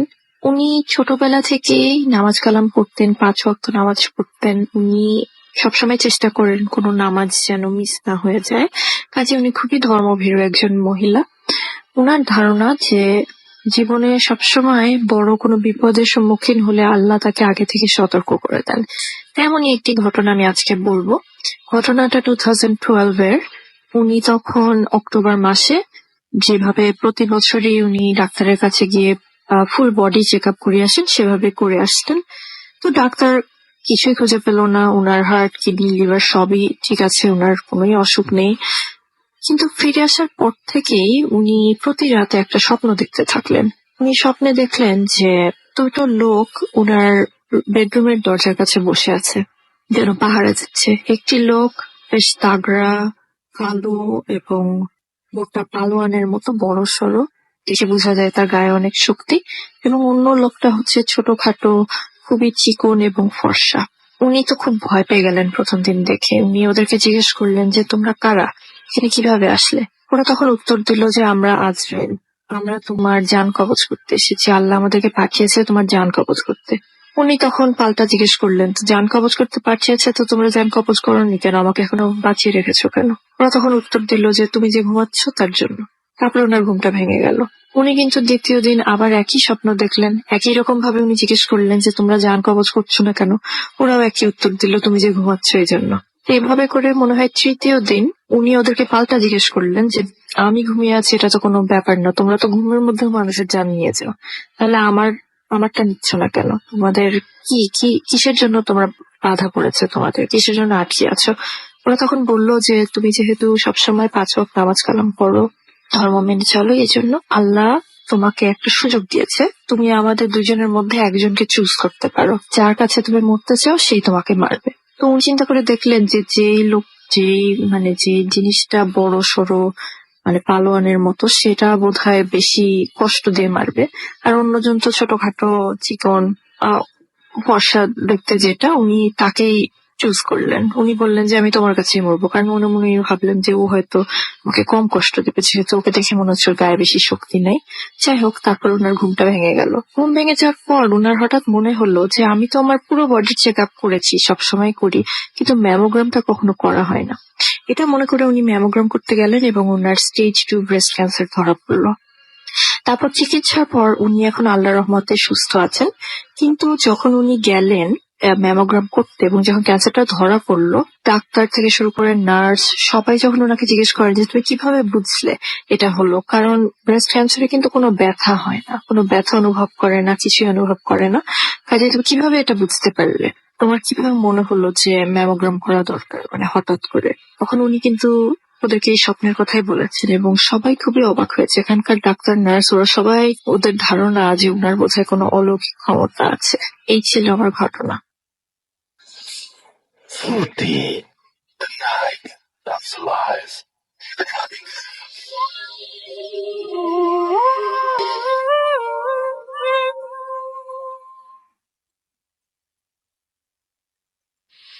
Yes, the night comes alive with গ্রামীণ ফোন শুনছেন সব সময় রেডিও 58.2 FM। আমি রাস্তারাচির সাথে, আমার সাথে রয়েছে মাসুম এবং আজকের অতিথিরা। এবং কোনো কথা না বাড়িয়ে আমরা সরাসরি চলে যাই ঘটনায় আমাদের পরবর্তী অতিথির কাছে। আপনার নামটা প্লিজ একটু বলবেন এবং তারপর আপনার ঘটনায় যাব। হ্যালো লিসেনার্স, আমি মোহাম্মদ রাইসুল ইসলাম অমিত, নানগঞ্জ থেকে। আমার দ্বিতীয় ঘটনা নিয়ে। জি। এই ঘটনাটা হলো রাসেল ভাই আমার নিজের বাড়ির। তো এই ঘটনার কিছু অংশ আমার দাদু আর আমার আম্মু থেকে শোনা, আর কিছু আমি নিজে এক্সপিরিয়েন্স করছি। তো ঘটনাটা হলো এমন, আমরা যখন হইও নেই, তো আমার বাবার খুব শখ ছিল গাছপালা লাগানোর। কারণ হলো আমাদের বাড়িটা খুব বিশাল, প্রায় 80% জায়গার উপরে বাড়িটা। তো বাড়িটা 2 ভাগে বিভক্ত করা। একটা অংশে আমরা থাকি, যে অংশটা মেন রোডের সাথে, আর পিছনে যে অংশটা, সে অংশটা হলো অনেক বড়। একটা পুকুর আছে, একটা ক্ষেত ছিল যেটাতে আমার দাদা আর আমার বাবা প্রায়শই ওটাতে কাজ করতো। আর চারোপাশ দিয়ে গাছ ছিল, নারিকেল গাছ ছিল, ডাব গাছ ছিল, দুটার মাঝখানে দেখা গেছে আপনার সুপারি গাছ ছিল, আবার একটা গাছের পর হয়তো আম গাছ ছিল। এইভাবে ডিভাইড করে গাছগুলো লাগানো হয়েছিল। তো আচ্ছা। গাছগুলো যখন এক পর্যায়ে অনেক বড় হয়ে গেছে, তো গাছগুলো সুটেবল দেখা যায়, সুন্দর, কিন্তু এই গাছগুলোতে কিছু ছিল, সেটা আমার দাদু বলতো, আমার মা বলতো। ওনারা সবাই দেখেছেন তার মানে? ওনারা কিছু ফিল করেছেন, এমনকি আমার মা দেখেছেন।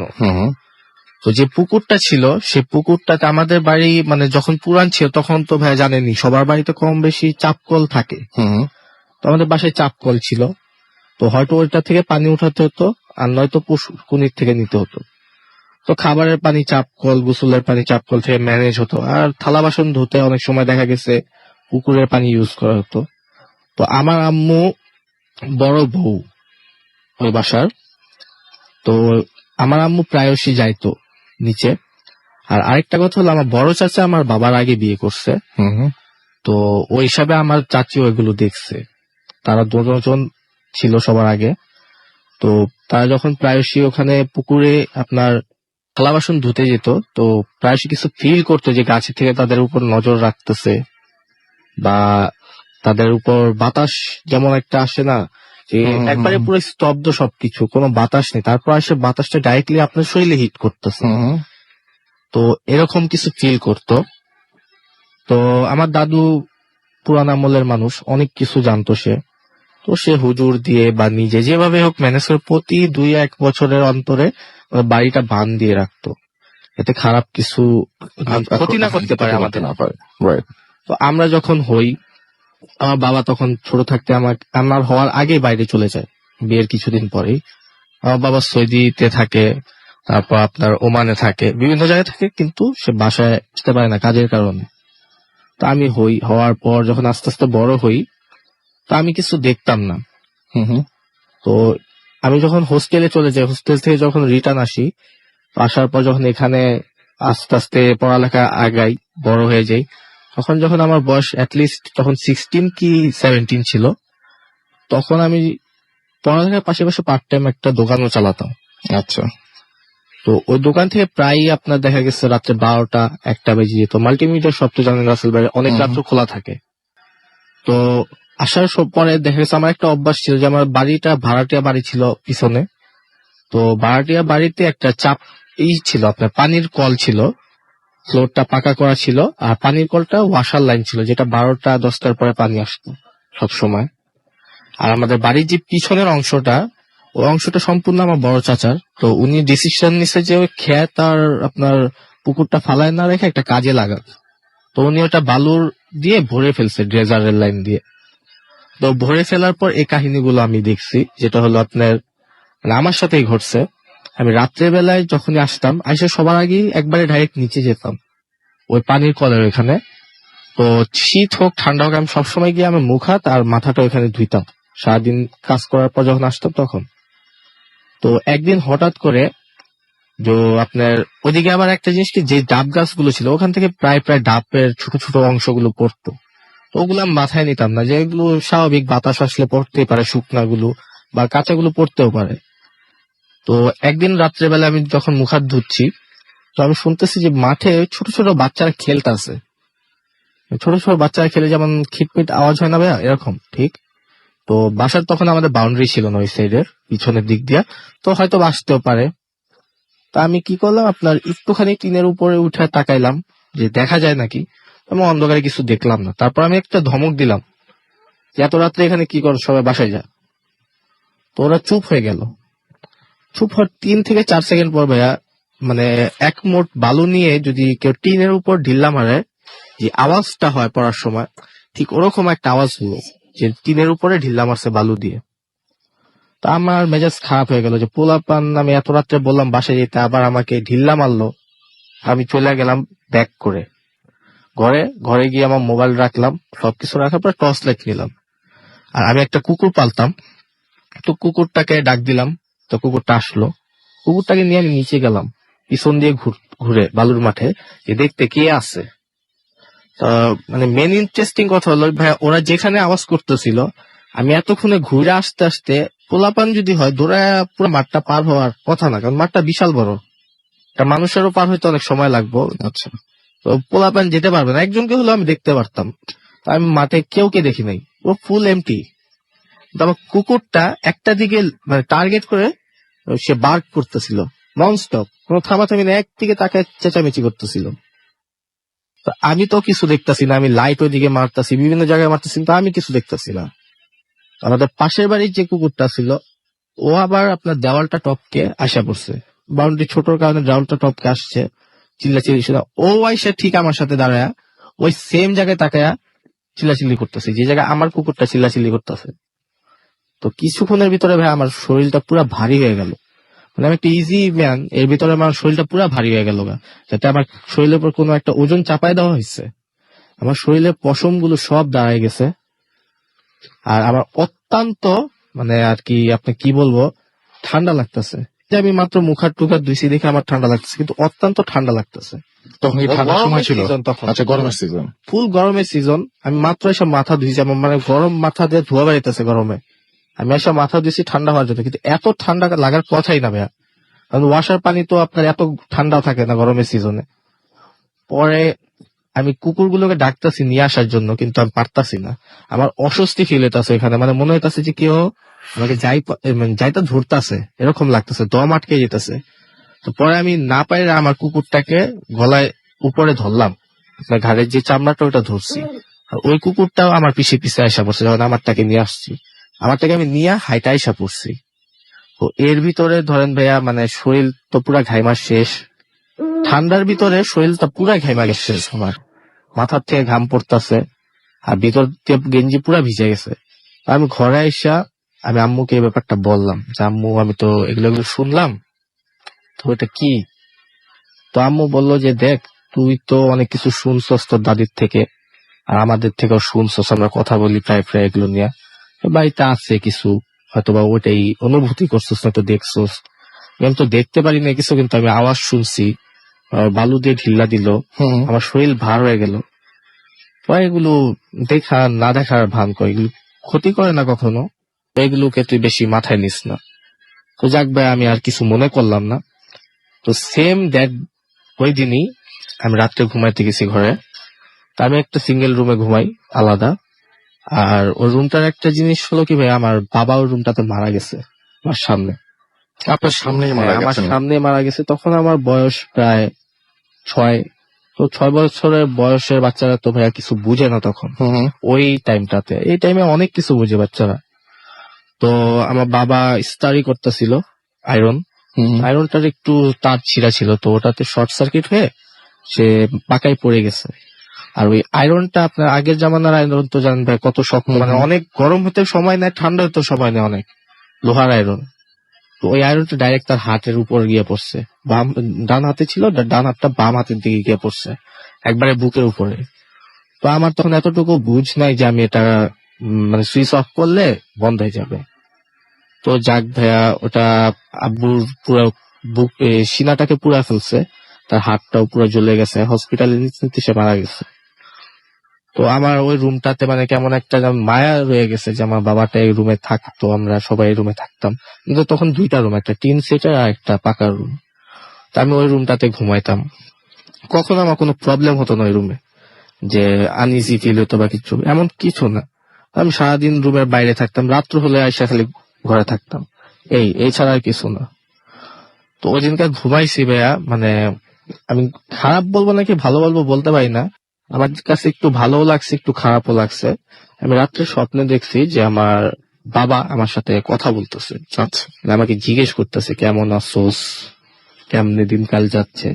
মানে এটা it's like a movie, just real life movie, যে আমি একটা মুভি দেখতেছি, আমি আমার বাবার সাথে কথা বলতেছি, আর আমাকে জিজ্ঞেস করতেছি সে মানে আমি কেমন আছি। আর আমি এটা দেখা খুব আনন্দিত, মানে আমার বাবাকে এত বছর পর দেখতেছি, এটা মানে একটা আমার কাছে গুড ফিলিং। বাবাকে তো আমি বেশি পাই নেবে, আমার বাবা সারা জীবন বাইরে থাকছে, সে আমি হওয়ার আপনার 5 বছরের মাথায় আসছে, 5 কি 4 বছরের মাথায় আসছে। আমি তাকে জাস্ট 2 ইয়ার্স এর জন্য পাইছি, অললেস। আমার ছোট ভাই তাকে মনে হয় 1 বছর কোলে থাকা অবস্থায় সে মারা গেছে। আমার মাও তাকে ওনাকে বেশি পায় নাই। সো আমরা সবাই ওনাকে খুব মিস করি। তো ওই কারণে আমার কাছে খুব ভালো লাগছে যে আমি বাবাকে দেখতেছি, এতটুকু আমার মনে হচ্ছে যে আমি যে স্বপ্নে দেখতেছি, আমার জাস্ট ভালো লাগতেছে।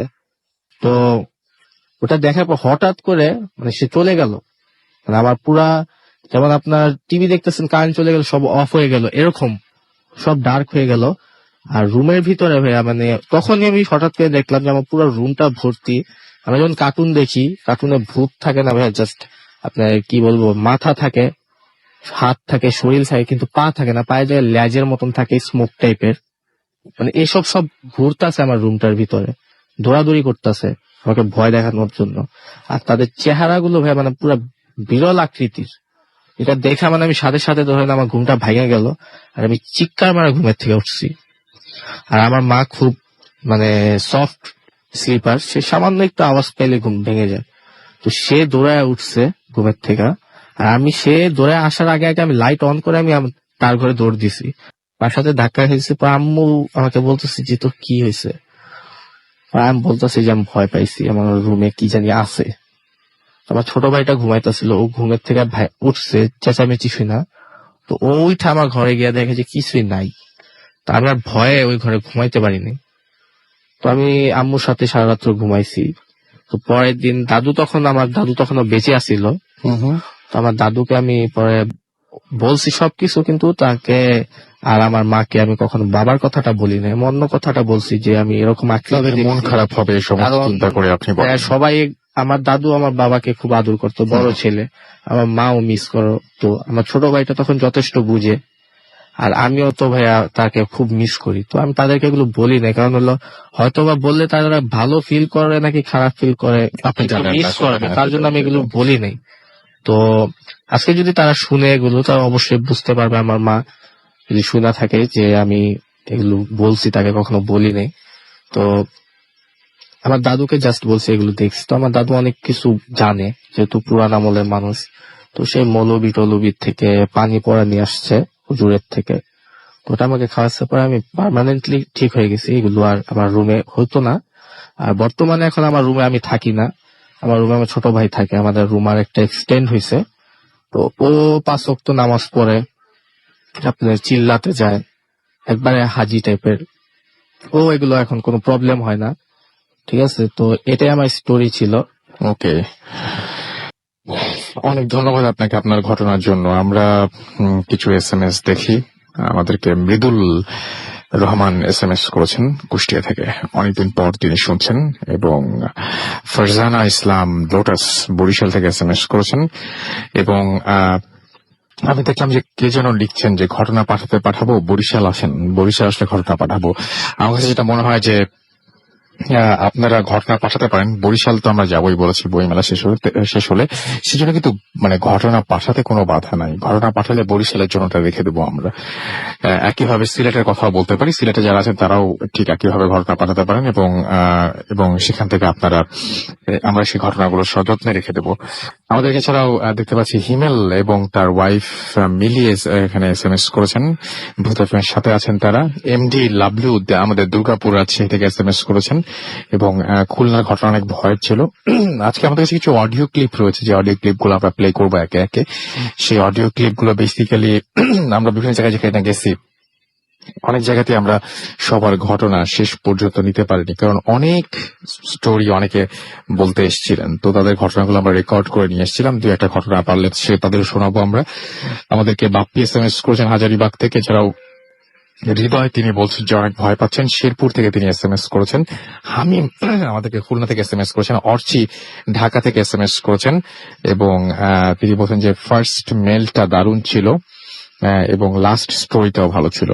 খুলনা থেকে আনোয়ার এবং তার ওয়াইফ আফরিন আবার গেছেন, সেকেন্ড স্টোরিটা তার কাছে হেভি লেগেছে। হিমেল পান্ডে আমাদের SMS করেছেন আমাদেরকে দেখতে পাচ্ছি। এছাড়াও অনিক, এছাড়াও আজমল আমাদের SMS করেছেন, আবরার SMS করেছেন আমাদেরকে দেখতে পাচ্ছি, বর্ণ সহ আরো অনেকে। আমরা চলে যাব আমাদের পরবর্তী ঘটনা। এটা একটা ইমেল পড়তে চাই, আরো একটা ইমেল পড়ে ফেলি এবং চেষ্টা করি। আচ্ছা, এই ইমেলটি যেভাবে পাঠিয়েছেন সেভাবেই পড়ছি। রাসেল ভাই, আসসালামু আলাইকুম। জিজ্ঞেস করলাম আপনি কেমন আছেন। আপনি অলওয়েজ ভালোর তলে। আমি 4 বছর যাবত ভূত এফএমের রেগুলার লিসনার। আপনাদের শোটা আমার অনেক ফেভারিটের মধ্যে একটা। যাই হোক, কথা না বাড়িয়ে ঘটনা বলে ফেলি। ছোট্ট ঘটনাটি আমার মামার সাথে ঘটেছে। মামা কোরআনের হাফেজ। আমার মামা আমার মামা ঢাকার নাম করা মেডিসিন ডক্টরদের মধ্যে একজন। নাম বললে অনেকে চিনতে পারবেন, তাই নামটা গোপন রাখছি। আমার মা রাজশাহী মেডিকেল কলেজে সেখান থেকে পাশ করেন। এবং আপনি হয়তো জানেন, আপনারা সবাই জানেন যে ডক্টরদের কোনো দিন রাত নেই। 24 আওয়ার্স 7 ডেজ তাদের কল করলেই তাদেরকে ডিউটিতে যে জয়েন করতে হয়। মামা পাশ করার পর মামার নাইট ডিউটি পড়ে, এবং সেটা হসপিটালের সেন্ট্রাল হসপিটালের ওয়ার্ডে। এবং সে রাতে মামা একটা ডিউটি ছিল রাতের বেলায়, এবং সিনিয়র যে ডক্টর ছিল তিনি কোনো একটা কাজে আসতে পারেননি। মামা রাতে রোগী না আসাতে ঘুমিয়ে পড়েন এবং মামা সেই ডিউটিটি করেন এবং ঘুমিয়ে পড়েন। সময় রাত 2টার দিকে মামা ঘুম ভাঙে নার্সের ডাকে। রোগী আসছে, নার্স মামাকে ডেকে দেন। মামা গিয়ে দেখেন যে একজন বৃদ্ধ মহিলা এসেছেন এবং খুব বয়স্ক, তার বয়স প্রায় 75-এর কাছাকাছি হবে। অবাক করা বিষয় হলো যে রোগীর সাথে কোনো অ্যাটেন্ডেন্ট বা সঙ্গী আসেনি। ওয়ার্ড বয়কে জিজ্ঞেস করেই সে বলল যে যে এই যে লোককে মানে কোন লোক বলল যে সে এক লোককে দেখেছিল, কিন্তু তাকে কোথাও পাওয়া যাচ্ছে না। স্পেলিং একটু ঝামেলা আছে বলে আমার পড়তে একটু অসুবিধা হচ্ছে। মামা এসব পরে দেখবে বলে আর পাত্তা দিল না। রোগীর অবস্থা খুব সিরিয়াস ছিল, অনেক হেভি একটা প্যালপিটেশন হচ্ছে এবং এক পর্যায়ে মামা দেখতে পেল যে তার সেই বৃদ্ধার হার্টবিট বন্ধ হয়ে যাচ্ছে এবং বন্ধ হয়ে গেছে অলরেডি। এবং রোগীর হার্টবিট বন্ধ হলে আপনারা সবাই জানেন যে ডক্টররা বুকে প্রেসার দিয়ে হার্টটাকে পুনরায় চালু করার চেষ্টা করেন। মামা তাই করলেন, কিন্তু সেই বৃদ্ধাকে আর বাঁচানো গেল না। কিছুক্ষণ পর বৃদ্ধা মারা গেলেন এবং নার্সকে বাকি সব কাজ বুঝিয়ে দিয়ে একবার রাউন্ড দিয়ে মামা তার রুমে চলে গেলেন। এরপর 3টা বাজে মামা ঘুমিয়ে পড়েন। হঠাৎ মামার ঘুম ভেঙে যায় এবং আচমকা চোখ খুলে মামা দেখতে পান যে তার বুকে কেউ চাপ দিচ্ছে, তার বুকে কেউ 2 হাত দিয়ে চাপ দিচ্ছে এবং এবং এবং বাইরে থেকে আসছে একটা আবছা আলো আসছিল এবং সেই আলোটা চিনতে কষ্ট হলো না এবং তিনি দেখতে পেলেন যে তার বুকে, আমার বুকে চাপ দিচ্ছে সেই বৃদ্ধা মহিলা যাকে তিনি বাঁচানোর চেষ্টা করেছিলেন এবং কিছুক্ষণ আগে যাকে অনেক চেষ্টা করে তিনি বাঁচাতে পারেননি। অনেকবার ওই একইভাবে, ঠিক যেভাবে তিনি বুকে চাপ দিয়ে তাকে বাঁচানোর চেষ্টা করেছিলেন, ঠিক সেই একইভাবে ওকেও সেই বৃদ্ধা মহিলাটি বুকে চাপ দিচ্ছে ঠিক একইভাবে। মামা ওই মুহূর্তে সেন্সলেস হয়ে পড়েন। পরদিন সকালে মামা যখন সবকিছু মনে পড়ে তখন নার্সকে জিজ্ঞেস করেন সেই বৃদ্ধার কথা। নার্স জানায় লাশ মর্গে আছে, কেউ নিতে আসেনি। মর্গের লাশ নিতে না আসলে সেই রোগীগুলোকে সাধারণত অ্যানাটমি হলে এডুকেশন পারপাসে রেখে দেওয়া হয়। মামার ডাক্তারি জীবনে তিনি অনেক কিছু দেখেছেন, কিন্তু এরকম ইনসিডেন্টের ব্যাখ্যা তিনি কখনো দিতে পারেননি। আচ্ছা, আমার এসএসসি এক্সাম চলছে, পছন্দ হলে পড়ে শোনাবে। আমি পড়লাম, স্পেলিংটাতে একটু ঝামেলা ছিল বলে পড়তে একটু কষ্ট হয়েছে, বাট স্টোরিটা খুব অদ্ভুত রকমের এবং আমার কাছে আসলে অদ্ভুত লেগেছে স্টোরিটা। যে আপনারা যারা মেডিকেল কলেজে পড়াশোনা করছেন এবং যারা ডাক্তার হবেন বা ডাক্তার হয়ে গেছেন, যারা এই মুহূর্তে ডিউটিতে আছেন, তারা যদি কেউ শুনে থাকেন, ডেফিনেটলি আপনাদের শিউরে ওঠার মতো একটা ঘটনা। এবং আমি অনেকদিন আগে একটা ঘটনা এরকম শুনেছিলাম, ভূতের আমরা পেয়েছিলাম যে একজন ডক্টর দূরের কোন একটা হসপিটালে যান এবং সেই হসপিটালে ডিউটি করতে করতে একটা সময় যখন রেস্ট নিচ্ছিলেন, সেই সময় একজন গার্ড এসে জানায় যে বাইরে একজন মহিলা এসছেন এবং খুবই জরুরি দরকার, তাড়াতাড়ি তাকে যেতে বলেন এবং তিনি সেখানে দৌড়ে যান। দৌড়ে গিয়ে দেখেন যে বাইরে একজন মহিলা দাঁড়িয়ে আছে, তার হাতে একটা নবজাত শিশু, এবং তাদেরকে ভেতরে নিয়ে আসেন ডক্টর। এবং ভেতরে নিয়ে আসার পর তাদেরকে ট্রিটমেন্ট দেওয়ার চেষ্টা করে একটা পর্যায়ে দেখেন যে অলরেডি যে বাচ্চাটাকে তিনি নিয়ে এসেছেন সেই বাচ্চাটা মৃত এবং সেই বাচ্চাটাকে তিনি বাঁচাতে পারেন না। পরে তিনি যখন খুব হতাশ হয়ে তার মাকে সেই ব্যাপারটা বলতে যান যে আপনার বেবি আর বেঁচে নেই, তখন দেখেন যে সামনে মা নেই, ওই ঘরের মধ্যে কেউই নেই, তিনি এবং সেই ছোট্ট বাচ্চাটা। এবং তিনি একটা সময় খুব আতঙ্কগ্রস্ত হয়ে থাকেন যে ডাকাডাকি করে যখন কাউকে পান না তখন আতঙ্কগ্রস্ত হয়ে যান যে একটু আগে যে মহিলা বাচ্চাটা আসলে সেই মহিলা গেল কোথায়। তিনি রুম থেকে বের হয়ে যে গার্ড তাকে ডাকতে পাঠিয়েছিলেন বা ডেকে নিয়ে আসছিল, সেই গার্ডকে তিনি খুঁজতে বের হন এবং সেই গার্ডকেও তিনি খুঁজে পান না। পেয়ে যান আর একটা গার্ডকে এবং তাকে যে যখন বলেন যে আমাকে ডেকে নিয়ে আসছিল পেশেন্ট দেখার জন্য, ও কোথায়, তখন যে গার্ডটি তখন তার সামনে ছিল সে বলল যে ও আজকে ডিউটি করতেই আসেনি। তখন তিনি বললেন ডিউটি করতে আসেনি, তাহলে পেশেন্ট আসলো কিভাবে? পেশেন্ট আসবে কিভাবে, এখানে তো কলাপসিবল গেট লাগানো। উনি তখন বলে যে তাহলে ইমার্জেন্সিতে ওই পেশেন্ট ওই বাচ্চাটা কোত্থেকে এলো। তাড়াতাড়ি করে দুজন যান সেই রুমে এবং গিয়ে দেখেন যে সেখানে বাচ্চাটিও এখন নেই, মা তো আগে থেকেই ছিল না, বাচ্চাটিও এবার নেই, কিন্তু সেই বাচ্চাটিকে জড়িয়ে নিয়ে যে টাওয়েলটা নিয়ে আসা হয়েছিল সেই টাওয়েলটি তখনও পড়ে আছে এবং সেই টাওয়েলটির গায়ে কিছু ফ্লুইডের মতো কিছু জিনিসপত্র লেগেছিল, যেগুলোকে বোঝা যাচ্ছে যে ওর মধ্যে একটা নবজাত শিশু রাখা ছিল।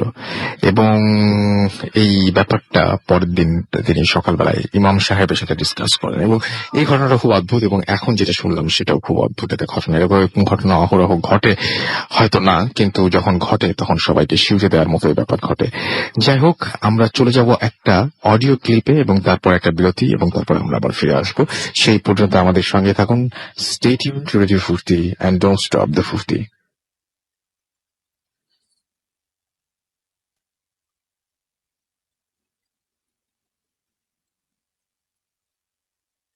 হ্যালো লিসেনার্স, আমার নাম দিরান আহমেদ ফ্রম যশোর। প্রথমে আমি যশোরে অনেক ঘটনা আছে, তার ভিতর উল্লেখযোগ্য যে ঘটনাগুলা সেগুলো আর কি শেয়ার করতে চাই। তা আমাদের এখানে একটা পুরাতন ছাত্রাবাস আছে, একটা কলেজ, খুব ফেমাস কলেজটা আর কি, কারণ নামটা আমি উল্লেখ করলাম না। ছাত্রাবাসে যারা পড়তে আসে তাদের মুখ থেকে শোনা কিছু ঘটনা আর কি।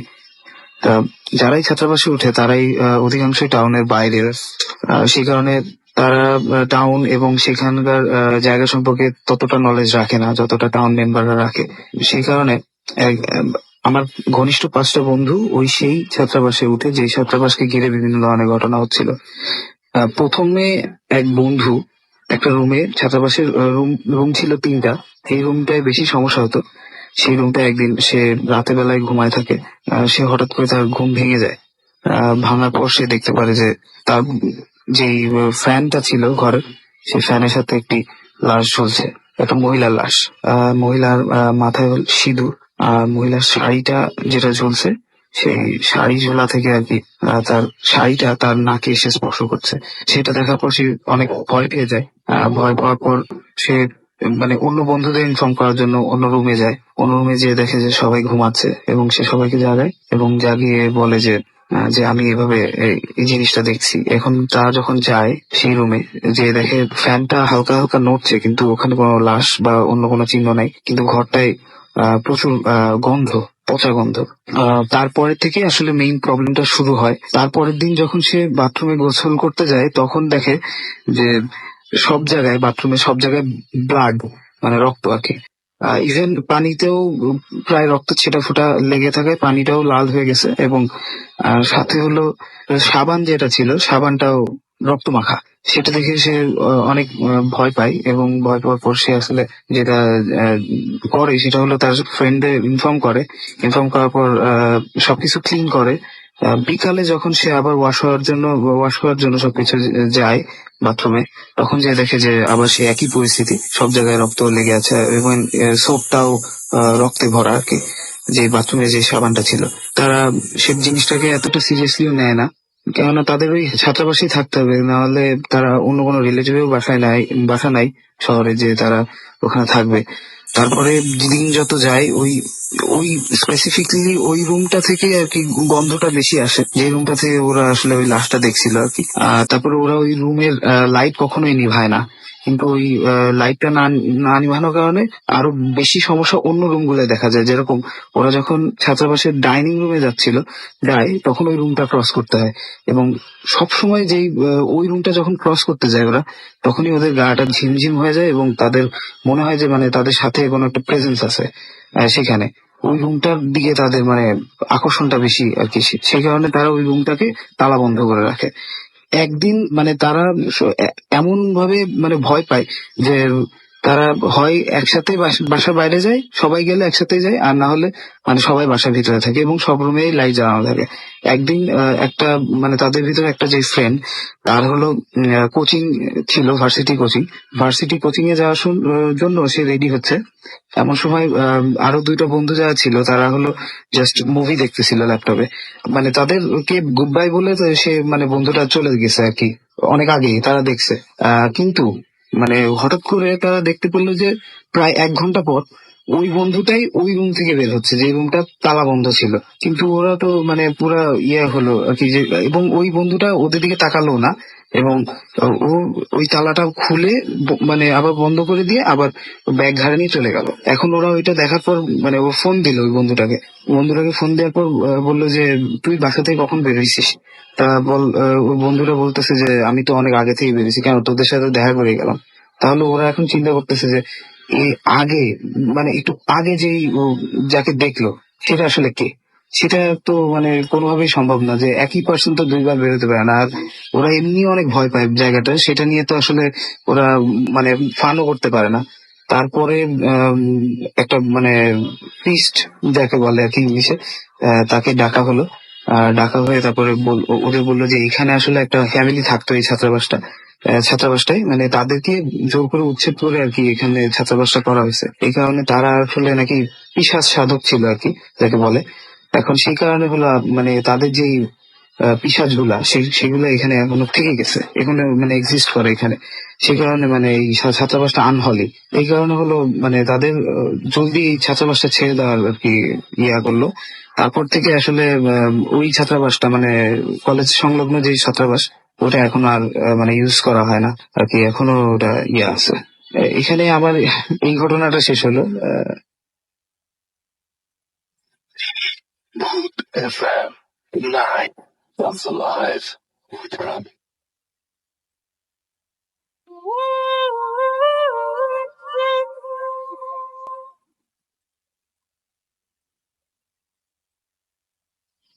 Welcome back. শুনছেন সবসময় পেজে 42.2 FM। আমি রাস্তাল আছি সাথে, আমার সাথে রয়েছে মাসুম এবং আজকের অতিথিরা এবং আপনাদের সবাইকে আরো একবার স্বাগত জানাচ্ছি ফুড FM-এ। এবং সেই সাথে আমাদের ফেসবুক পেজে আমি দেখতে পাচ্ছি যে দেবাশিস নন্দী লিখেছেন যে সাপোজ রাসেল ভাই দ্যাটস ইউ, যে আমি হচ্ছে বাস কন্ডাক্টর, আমি কি করতাম? অবভিয়াসলি উনি যেটা করেছেন আমি তাই করতাম, অনেক ভয় পেতাম। এবং ওনাকে আরো একবার থ্যাঙ্কস জানাচ্ছি যে উনি ঘটনাটা লিখে পাঠিয়েছেন ফুড FM-এ। আর যে রাজীব আমাদের SMS করেছেন, অনেক ভয়ঙ্কর একটা ছবি, রাসেল ভাই ভীষণ ভয় পাচ্ছে। আমাদেরকে এছাড়াও দেখতে পাচ্ছি আব্দুল্লাহ কাইয়ুম SMS এখানে কমেন্ট করেছেন নাসরিন নদী, SI নীরব আমাদের এখানে লিখেছেন, নীল মেঘ আমাদের এখানে লিখেছেন দেখতে পাচ্ছি। এছাড়াও রায়হান চৌধুরী, রনি হাওলাদার, শিমুল চন্দ্র সরকার, মুফাজ্জল চৌধুরী মুর্শেদ, এছাড়াও SAR শিমুল, হৃদয়, এছাড়াও আরমান উদ্দিন, MD শাওন তন্ময় সহ আরো অনেকে। এবং আপনিও চলে যেতে পারেন এই পেজটিতে www.facebook.com/radio.furti। এই পেজে গিয়ে আপনিও কিন্তু এখানে লিখতে পারেন আপনার কেমন লাগছে আজকের ঘটনা এবং সবকিছু। এমডি রায়হান আমাদের ভূত FM-এর যে পেজ সেখানে লিখেছেন।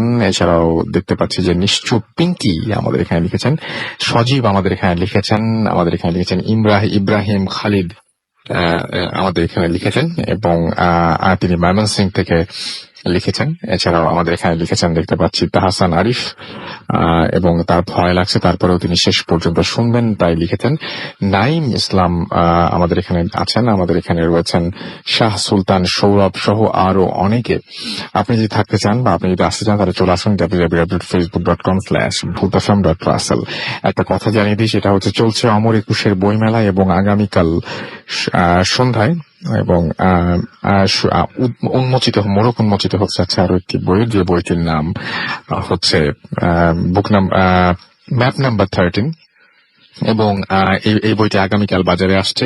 আপনারা অবশ্যই চলে আসবেন 381 এবং 382 নম্বর স্টল, যেটার জ্ঞান বিতরণ স্টল সেখানে, এবং এখানে সেই বইটি সংগ্রহ করবেন। ইনশাল্লাহ আপনাদের সাথে কথা হবে এবং পুরো সময়টা ইনশাল্লাহ আপনাদের সাথে দেখা হবে এবং অনেক অনেক কথা হবে। আমি থাকবো, মাসুম থাকবে এবং ভূত FM টিম থাকবে সেখানে। আমরা চলে যাব পরবর্তী ঘটনায়। আমাদের সঙ্গে আরো একজন এসছেন, আপনার নামটা প্লিজ একটু বলবেন। আমার নাম মোহাম্মদ শাহিন। আমি বাড়িধারা বসুন্ধরা গেটের থেকে আসছি। আপনার বাসা কোথায়? আমার বাসা হলো বসুন্ধরা। আপনি থাকেন এখানে? এখানে থাকি। কোথাকার ঘটনা বলবেন আপনি? আমি করবো আমার গ্রামে, একটা হলো আমার ক্লাসমেট আর একটা হলো আমার সাথে নিজের ঘটনা। প্রথমটা বলি আমার ক্লাসমেটেরটা, কারণ এটার সাথে আসলে একটা সম্পর্ক পরেরটা আছে। যে বেসিক্যালি আমি মাদ্রাসায় পড়তাম, প্রথমত লেখাপড়া আমার মাদ্রাসাতে। আর হুম। গ্রাম অঞ্চলে বেশিরভাগই কমি মাদ্রাসার গুলোর মধ্যে দিনের আসরটা একটু বেশি হয়। মাদ্রাসার স্টুডেন্টের ক্ষেত্রে যে বেশি হয়, আপনি একটু ইয়ে করলে বুঝতে পারবেন যে তাহাজ্জুদের সময় আমার ফ্রেন্ডটা ও আমাদের ঘরে আবার থাকতো, ক্লাসমেট। হ্যাঁ, আমাদের বাসায় থাকতো, খাওয়া দাওয়া করতো, তার মাদ্রাসায় ঘুমাইতাম। তা ও আবার একটু আল্লাহ ফরজি ছিল, মানে বেশিরভাগ তাহাজ্জুদ নামাজ টামাজ বেশি পড়তো। আচ্ছা। হ্যাঁ, তো একদিন হঠাৎ তাহাজ্জুদ নামাজে উঠতে, আমাদের মাদ্রাসা ছিল দুইটা, একটা হলো হেফজ বিভাগ, একটা হলো কিতাব বিভাগ, মাঝখানে একটা গ্যাপ ছিল, জি। একটা বাড়ি ছিল। আমরা ওই মাদ্রাসার কমিটি বা অনেক গ্রামের মুরব্বীরা বলছে বাড়িগুলোর অনেক চেষ্টা করছি ওঠানোর জন্য, কারণ যদি উঠা দিতে পারতাম তাহলে যদি মাদ্রাসা অনেক সুন্দর একটা পরিবেশ হতো। কিন্তু গ্রামের মধ্যে একটু থাকে না, বড় গোষ্ঠীর একটা মানুষ, যার কারণে মাদ্রাসার থেকে বাড়িটা, নিজের বাড়িটা কোথাও ছাড়তে পারতেছে না। এই জন্য একটা মাদ্রাসার থেকে একটা মাদ্রাসা যেতে কয়েক মিনিট দূরত্ব। আর ওইখানে একটা চক বাজার ছিল, বিশাল বড় একটা বট গাছ। এই বট গাছ নিয়ে অনেক ধরনের কাহিনী ছোটবেলা থেকে শুনে আসছি। হ্যাঁ, চাচার কাছ থেকে, চাচির কাছে, দাদা দাদি সব অনেকের কাছ থেকে গ্রামের শুনছি। তো ওইটা তৈরি মাদ্রাসাটা। তো ফজরের আগে তাহাজ্জুদের নামাজের সময় যখন আমার ফ্রেন্ডটা উঠছে, ওই মাদ্রাসার থেকে ওই মাদ্রাসায় যাইবো, কারণ ওইখানে সবকিছু ছিল আমাদের, হাউস টাউস। তো যাওয়ার মতে ওরে নিয়ে গেছে। নামাজ পড়লাম, ফজর নামাজ পড়লাম, ওরে পাইতেছি না। কই গেল কোথায় পাইতেছি না। হঠাৎ করে এক মুরব্বী আসছে, দুইটা, পাশের গ্রাম থেকে, যে আপনাদের মাদ্রাসা কি স্টুডেন্ট এমন জায়গার মধ্যে পড়ে আছে, এটা কি আপনার মাদ্রাসার স্টুডেন্ট নাকি? পরে গেল, আমরা সবাই গেলাম, গিয়ে নিয়ে আসলাম। পরে হুজুরে বুঝতে পারছে যে না, এটা কিছু একটা হচ্ছে। তো বড় হুজুর কি করলো, ওনারে সর্বপ্রথম হাতে যে বাম হাতে যে কায়না আঙুলটা চাপটা ধরলো, ধরার পরে বললো কেন, কি আসে বিষয়, কেমনে ধরছো? তো যিনি যেটা বললো যে ও আমার ছায়ার মধ্যে পাড়া দিছে, হ্যাঁ, এই জন্য আমি ধরছি। কয় তুই তাকাস কোথায়? কয় আমরা যে পাশে যে বট গাছটা আছে না, এই বট গাছটার মধ্যে আমরা থাকি। কয় তোর আর কে কয়জন থাকস? কইছে আমরা 7 ভাই 1 বোন। কয় তোরা যাস না কেন? কয় না, আমরা এনে বসত ভাই, আমরা কারোর ক্ষতি করি না, কিন্তু কেউ যদি আমাদেরকে ছায়ার মধ্যে পাড়া দেয় বা এটা করে, আমরা ধরবো, তাকে ধরি, আর নয়তো কাউকে ধরি না। আপনি ইতিহাস হাতে দেখেন। তো বড় যে বলছে তুই যদি না যাস তাহলে আমি বোতলের ভিতরে ভরে রাখবো। তারপর যার কারণে এরকম ভাবে করার পর ঠিক আছে, আমি আর ধরবো না, ছেড়ে দিছি। ছেড়ে দেওয়ার পরে উনি চলে গেছে। পরে আমার ফ্রেন্ডের অনেক তাবিজ দেওয়া রাখছে, যেমন আসর টাসর না করে, ঠিক আছে। আর এরপরে কাহিনী হলো আমার নিজের সাথে, আমার ফ্রেন্ডের পাশের গ্রামে গেছি বেড়ানোর জন্য। ওদের গ্রামে আবার কারেন্ট নেই, ঠিক আছে। আমি আবার একটু ভয় পাই, কারণ কারেন্ট না থাকলে তো এমনি যেতেছে না। কিন্তু ওই সময় ঈদের সিজন ছিল, বলছে যে গরু বাজার আছে, গরু বাজার নিয়ে যাবো না, তুমি আসো। তো ওর সাথে আমি ওদের গ্রামে বেড়াইতে গেলাম। যাওয়ার পরে হঠাৎ করে রাত্রে আমার একটু অসুবিধা হয়েছে, যার কারণে আমার বাইরে হয়েছে।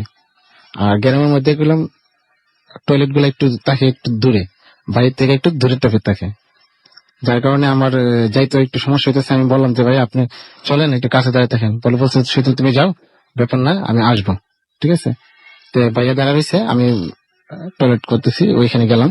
যাওয়ার পরে আসলে যেটা আমি এমনি ভয় পাই, কারণ নাই, আমি যেটা প্রস্তুত ছিলামও না। হঠাৎ করে একটা বাতাস, মনের একটা ভয় আছে যে অত দূরে আসলাম, নতুন একটা গ্রামের মধ্যে ফার্স্ট দিন, আবার রাত্রে কোনো সময় বাইরে হই নাই। হ্যাঁ, একটা এরকম একটা বাতাস, শু একটা বাতাস আসছে। আমি বললাম যে গ্রামের মধ্য বাড়ে আসতেই পারে, মানে গাছ বেড়ে আছে। কিন্তু কিছুক্ষণ যাওয়ার পরে দেখলাম গরুর ডাক শব্দ। ওদের বাসায় গরু পালে না, কিন্তু গরুর ডাক আসতেছে। তারপর আমার ভয়ে তো আমি কিছুক্ষণ ডাক দিতে পারি না, কারণ একটু দূরে। তারপর আমি মনে মনে অনেক কিছু করতেছি। তারপর একটু হাইটে আসতেছি, দেখি না, এটা তো আবার কুকুরের ডাক দিতেছে। মানে একটা পর একটা ডাক, আওয়াজ চেঞ্জ করতেছে রাসেল ভাই। আমি অনেক কি করব, ডাকতেছি, মানে আমার শব্দ আসতেছে না, ভাইয়া ভাইয়া যেন বলতেছি, শব্দ আসতেছে না। তারপর আমি আসলাম বাসার মধ্যে, রুমের মধ্যে আইসা দেখলাম ভাইয়া ভাইয়া রাখতেছি, তাও নেই। তো ঘরে ঢুকলাম, ঘরে ঢোকার পরে দেখলাম ভাইয়া নাই। তারপর আবার বাইরে এলাম, বাইরে হওয়ার পরে দেখি চালের মধ্যে ঢিল মারতেছে, কয়েকটা ঢিল পড়ছে। আমি তারপরও কিছু করতেছি না, ভাইয়া ভাইয়া দূরে যাই চিল্লাচ্ছি, কিন্তু কোনো শব্দ কারো পাচ্ছে না। তারপর দেখলাম গাছের মধ্যে, যেমন আমরা বড়ি গাছে জারি দিলে যে বুড়ি পারি না, এরকম শব্দ হইতেছে। শব্দ হওয়ার পরে আমি তো লক্ষ্য করলাম, লক্ষ্য করে দেখলাম মানুষ হাঁটলে যে একটা ছায়া থাকে না, মানে লাইটের আলো ছায়া, এরকম একটা ছায়া গাছের নিচে। তারপর আমি এক চিতলি দিয়ে পড়ে গেছি। পরে আমি আর কিছু বলতে পারি না। পরে আন্টিরা আসার পরে দেখছে যে অবস্থা, পরে আমার গরম পানি দিয়ে গোসল টোসল করাইছে। তারপর আমি ভাইয়ারা বলছে যে আপনি এরকম ভাবে চিল্লাইলাম বা আপনি এরকম ডাকলাম, আপনি কিছু আসলেন না। না, আমি তো এনেছিলাম, আমি তো তোমার এইসব কিছু জানি না। তা আমি বুঝতে পারতেছি না যে এটা আমার সাথে কি হলো, কারণ ভাইয়া বলছে গৌরব ছিল, দরজায় ছিল, আপনি কোথায় ছিলেন কি আসে বিষয়ে আমি কিছু বুঝতেছি না। ওকে, আপনাকে অনেক ধন্যবাদ। আচ্ছা, আমার কাছে আরো একটা ঘটনা রয়েছে, যে ঘটনাটা আমি একটু পড়তে চাই। এবং এই ঘটনাটা হচ্ছে যে অনেক সময় আমরা অনেক কিছু দেখি এবং আমরা আমি একটু আগেও দেখছিলাম যে অনেকে লিখছেন যে আজকের ঘটনাগুলো ভালো লাগছে, প্রতি সপ্তাহে এরকম ঘটনা চাই। এটা আসলে আমাদের কিছু করার নাই। আমরা আসলে এখানে আমরা একেবারে নিরুপায়, যে ধরনের ঘটনা পাই সেই ধরনের ঘটনা আপনাদের শোনাই, এবং যে ধরনের ঘটনা আমরা পাই না সে ধরনের ঘটনা বানিয়ে লেখার কোনো উপায় নেই। সো আপনাদের চাইতে বেশি আগ্রহ নিয়ে প্রতিটা দিন আপনারা যেরকম প্রতি শুক্রবার ওয়েট করেন, আমরা প্রতিটা দিন প্রতিটা মুহূর্ত ওয়েট করি যে একটা সুন্দর ঘটনা কেউ পাঠাবেন আমাদেরকে। সো এটার জন্য আমাদের অপেক্ষা করতে হয়। তো আপনাদের কাছে যদি কোনো ঘটনা থাকে ডেফিনেটলি আমাদেরকে পাঠাবেন। আমরা তো আপনাদের কাছে যাওয়ার অনেক চেষ্টা করছি, আপনারাও আমাদের সহযোগিতা করছেন। পুরো বাংলাদেশ ঘুরতে বেরিয়েছি আমরা ঘটনা সংগ্রহের জন্য, এবার আপনাদেরও একটু এগিয়ে আসতে হবে আসলে। তো যাই হোক, অনেক সময় আমাদের সাথে অনেক কিছু ঘটে যায় এবং আমরা চিন্তা করি যে আসলে এটা নিয়ে কতটুকু ঘাটানো উচিত। ঘাটালে অনেক সময় সমাধান হয়, আবার অনেক সময় এরকম বিপদ হয়ে যায়। ঘটনাটা ভয়ের কিনা জানি না, একটু অদ্ভুত। একটু বেশি ঘাটাঘাটি করতে গিয়ে কি পরিণতি হয়েছিল একটু শুনুন। আমি মোহাম্মদ হারুন রশিদ, আমি খুলনা সরকারি বিএল কলেজে অনার্স তৃতীয় বর্ষে ইকোনমিক্স ডিপার্টমেন্টে পড়ছি। আমার গ্রামের বাড়ি যশোর জেলার মনিরামপুর থানায়। আমি আজ পরিবারে ঘটে যাওয়া সব থেকে হৃদয় বিদারক একটি ঘটনা বলতে যাচ্ছি। এটা 2005 সালের 20 রমজান, একটি কালো রাতের ঘটনা, যার একদিন পরে আমাদের পরিবারে এই যে শোকের ছায়া নেমে আসে যে, এবং সেটা কখনো ভোলার মতো না, এমন একটা মর্মান্তিক ঘটনা। ঘটনাটি ঘটে আমার দাদার সাথে। আমার দাদার বয়স আনুমানিক তখন 60 হবে। তিনি বেশ সহজ সরল এবং ভীষণ সাহসী একজন মানুষ ছিলেন। 20 রমজান রাত 10টার পর থেকে আমার দাদা দাদি ও প্রতিবেশী চাচাচি মিলে কথাবার্তা বলছিলেন। রাত 11:30 পর একটি অস্বাভাবিক শব্দ সকলেই শুনতে পান। আমি একটু বলে রাখি, গ্রামে রাত 11:30 মানে কিন্তু অনেক রাত, কারণ এ সময় সকলে ঘুমিয়ে পড়েন। আমিও তখন ঘুমানোর অবস্থায় ছিলাম। পরের দিন আমি দাদার কাছ থেকে ঘটনাটি শুনি। যাই হোক, 11:30 পরে সকলে বারবার একই শব্দ শুনে বিরক্ত হয়ে পড়ে। শব্দটা ছিল এরকম, যেন কোনো পট অর্থাৎ তেলের পট যদি কুকুর বা শেয়াল নিয়ে বারবার কামড় দেওয়ার চেষ্টা করে তাহলে যেমন শব্দ হয় সেই রকম একটা শব্দ। বারবার শব্দটা শুনে মনে করলেন যে কোনো কুকুর হয়তো রান্নাঘর থেকে তেলের পট বা অন্য জিনিসপত্র নিয়ে গেছে। তাই দাদা এবং তারা সমবয়সী চাচা টর্চ লাইট নিয়ে শব্দের উৎসটা দেখার জন্য বাড়ির সামনে বাগানের দিকে গেলেন। কিন্তু অন্ধকার, যেখান থেকে শব্দটা শোনা যাচ্ছিল সেখানে লাইট দেখা যাচ্ছিল, সেখানে কিছুই নেই। কিন্তু পুনরায় একই শব্দ বাগানের অন্য স্থানে শোনা যাচ্ছিল। বিষয়টি বারবার একই জায়গায় হওয়ায় প্রতিবেশী চাচা বললেন হয়তো শিয়াল তাদেরকে বাগানে ঘোরাচ্ছে। তাই সকলে ব্যর্থ হয়ে ফিরে আসলেন। তারা আবার আলোচনা শুরু করলেন, কিন্তু পুনরায় একই শব্দ শুনে বিষয়টি অস্বাভাবিক মনে করে দুজনকে ডেকে নিয়ে আবার বাগানের ভিতরে অনুসন্ধান করলেন। কিন্তু যেখানে শব্দ হয় সেখানে লাইট মারলে শব্দটা আরেকটু দূরে চলে যায়। এভাবে সমস্ত বাগান ঘুরে বেড়িয়ে 4-5 জন চারদিক থেকে দেখার চেষ্টা করছেন, কিন্তু কিছুই দেখতে পেলেন না। সকলে মনে করলেন এটা একটা অদৃশ্য শব্দ। সকলেই অস্বাভাবিক মনে করে দাদাকে বারবার নিষেধ করলেও দাদা বিষয়টি কি হচ্ছে তা পরিষ্কার হওয়ার জন্য ওদেরকে নিয়ে আরো খোঁজাখুঁজি। শব্দটা এক পর্যায়ে বাগান থেকে পেরিয়ে মাঠের দিকে চলে যায়। হরিহর নদ নামে আমরা যেটাকে গাং বলি, সেই গাঙের পাশ দিয়ে যেতে থাকে। একটু দূরেই নদীর সাথে একটি শ্মশান রয়েছে।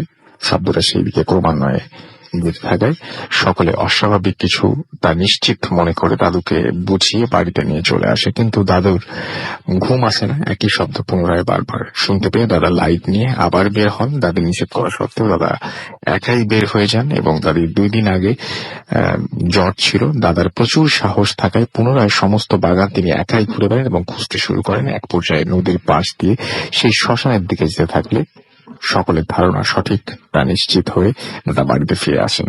2-4 দিকে দাদা ঘুমিয়ে পড়েন এবং রমজান মাস হয় 3:30 পরে সেহেরি করতে ওঠেন।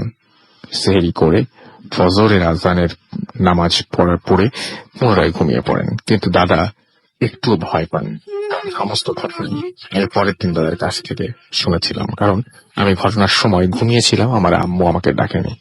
পরের দিন দাদা আমাকে এভাবে ঘটনা শুরু করেছিলেন যে কাল রাতে আমরা জিন তাড়িয়েছি। দাদা আমাকে খুব ভালোবাসতো, কারণ আমি ছিলাম তার বড় ছেলের বড় পুত্র, অর্থাৎ তার বড় পুত্র। তার সমস্ত ঘটনা আমাকে তিনি খুলে বললেন এবং তার ভেতর কোনো রকমের কোনো ভয় আমি লক্ষ্য করিনি। এরপর দাদা গেলেন বাজার করতে।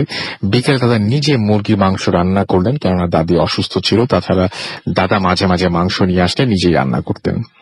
কিন্তু রান্নার পর ইফতারের সময় হলে আমরা মসজিদে যাই এবং ইফতারের একটু আগে দাদার প্রচন্ড পেটে ব্যথা শুরু হয়। এমনকি তাকে উপজেলা স্বাস্থ্য কেন্দ্রে নিয়ে যাওয়া হয় এবং চিকিৎসকরা তার মানে চিকিৎসা দেওয়ার পর তার ব্যথা কমে না। তারপর টেস্ট করানো হয়, রিপোর্ট গুলো দেখে ডাক্তাররা কোনো রোগ দেখতে পারেন না। এমনকি তাকে নলের মাধ্যমে তার পেট পরিষ্কার করা হয় এবং একজন ডাক্তার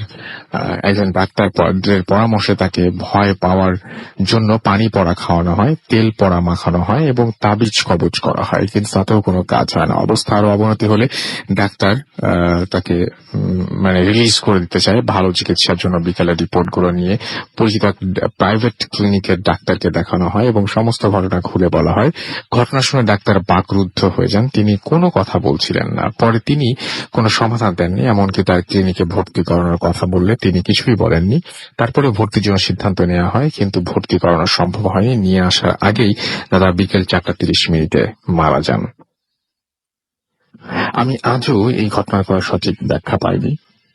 এই ঘটনার কোনো লজিক্যালি এবং মানে সায়েন্টিফিক্যালি এটার কোনো ব্যাখ্যা হয়তো নেই, কিন্তু আমি মাঝে মাঝে ধারণা করি বারবার হয়তো কোনো কুকুর বা শিয়াল সেই শব্দ করছিল, কিন্তু আমার আবার মনে হয় তাহলে সেটা শ্মশানের দিকে কেন যাবে। কিন্তু সর্বদা আমি এটা বিশ্বাস করি যে মহান আল্লাহ তাআলা আমার দাদুর মৃত্যু হয়তো এভাবেই নির্ধারণ করে রেখেছিলেন। এটা একটা মাধ্যম মাত্র, যার কোনো সঠিক ব্যাখ্যা হয়তো থাকবে না। রাসেল ভাই, ঘটনাটি লেখার সময় আমার দাদাকে ভীষণ মিস করছি। ঘটনাটি হয়তো ভয়ের না, অস্বাভাবিক একটি ঘটনা, সকলকে শেয়ার করলাম। তো এই হচ্ছে ঘটনা এবং আশা করছি আপনাদের সবার ভালো লেগেছে। আমরা একটা ছোট্ট বিরতি যাবো এবং বিরতির পরে আবারও ফিরে আসছি। সেই পর্যন্ত আমাদের সঙ্গে থাকবেন। স্টে টিউনড, রেডিও ফুর্তি, এন্ড ডোন্ট স্টপ দ্য ফুর্তি। Bam. The night comes alive.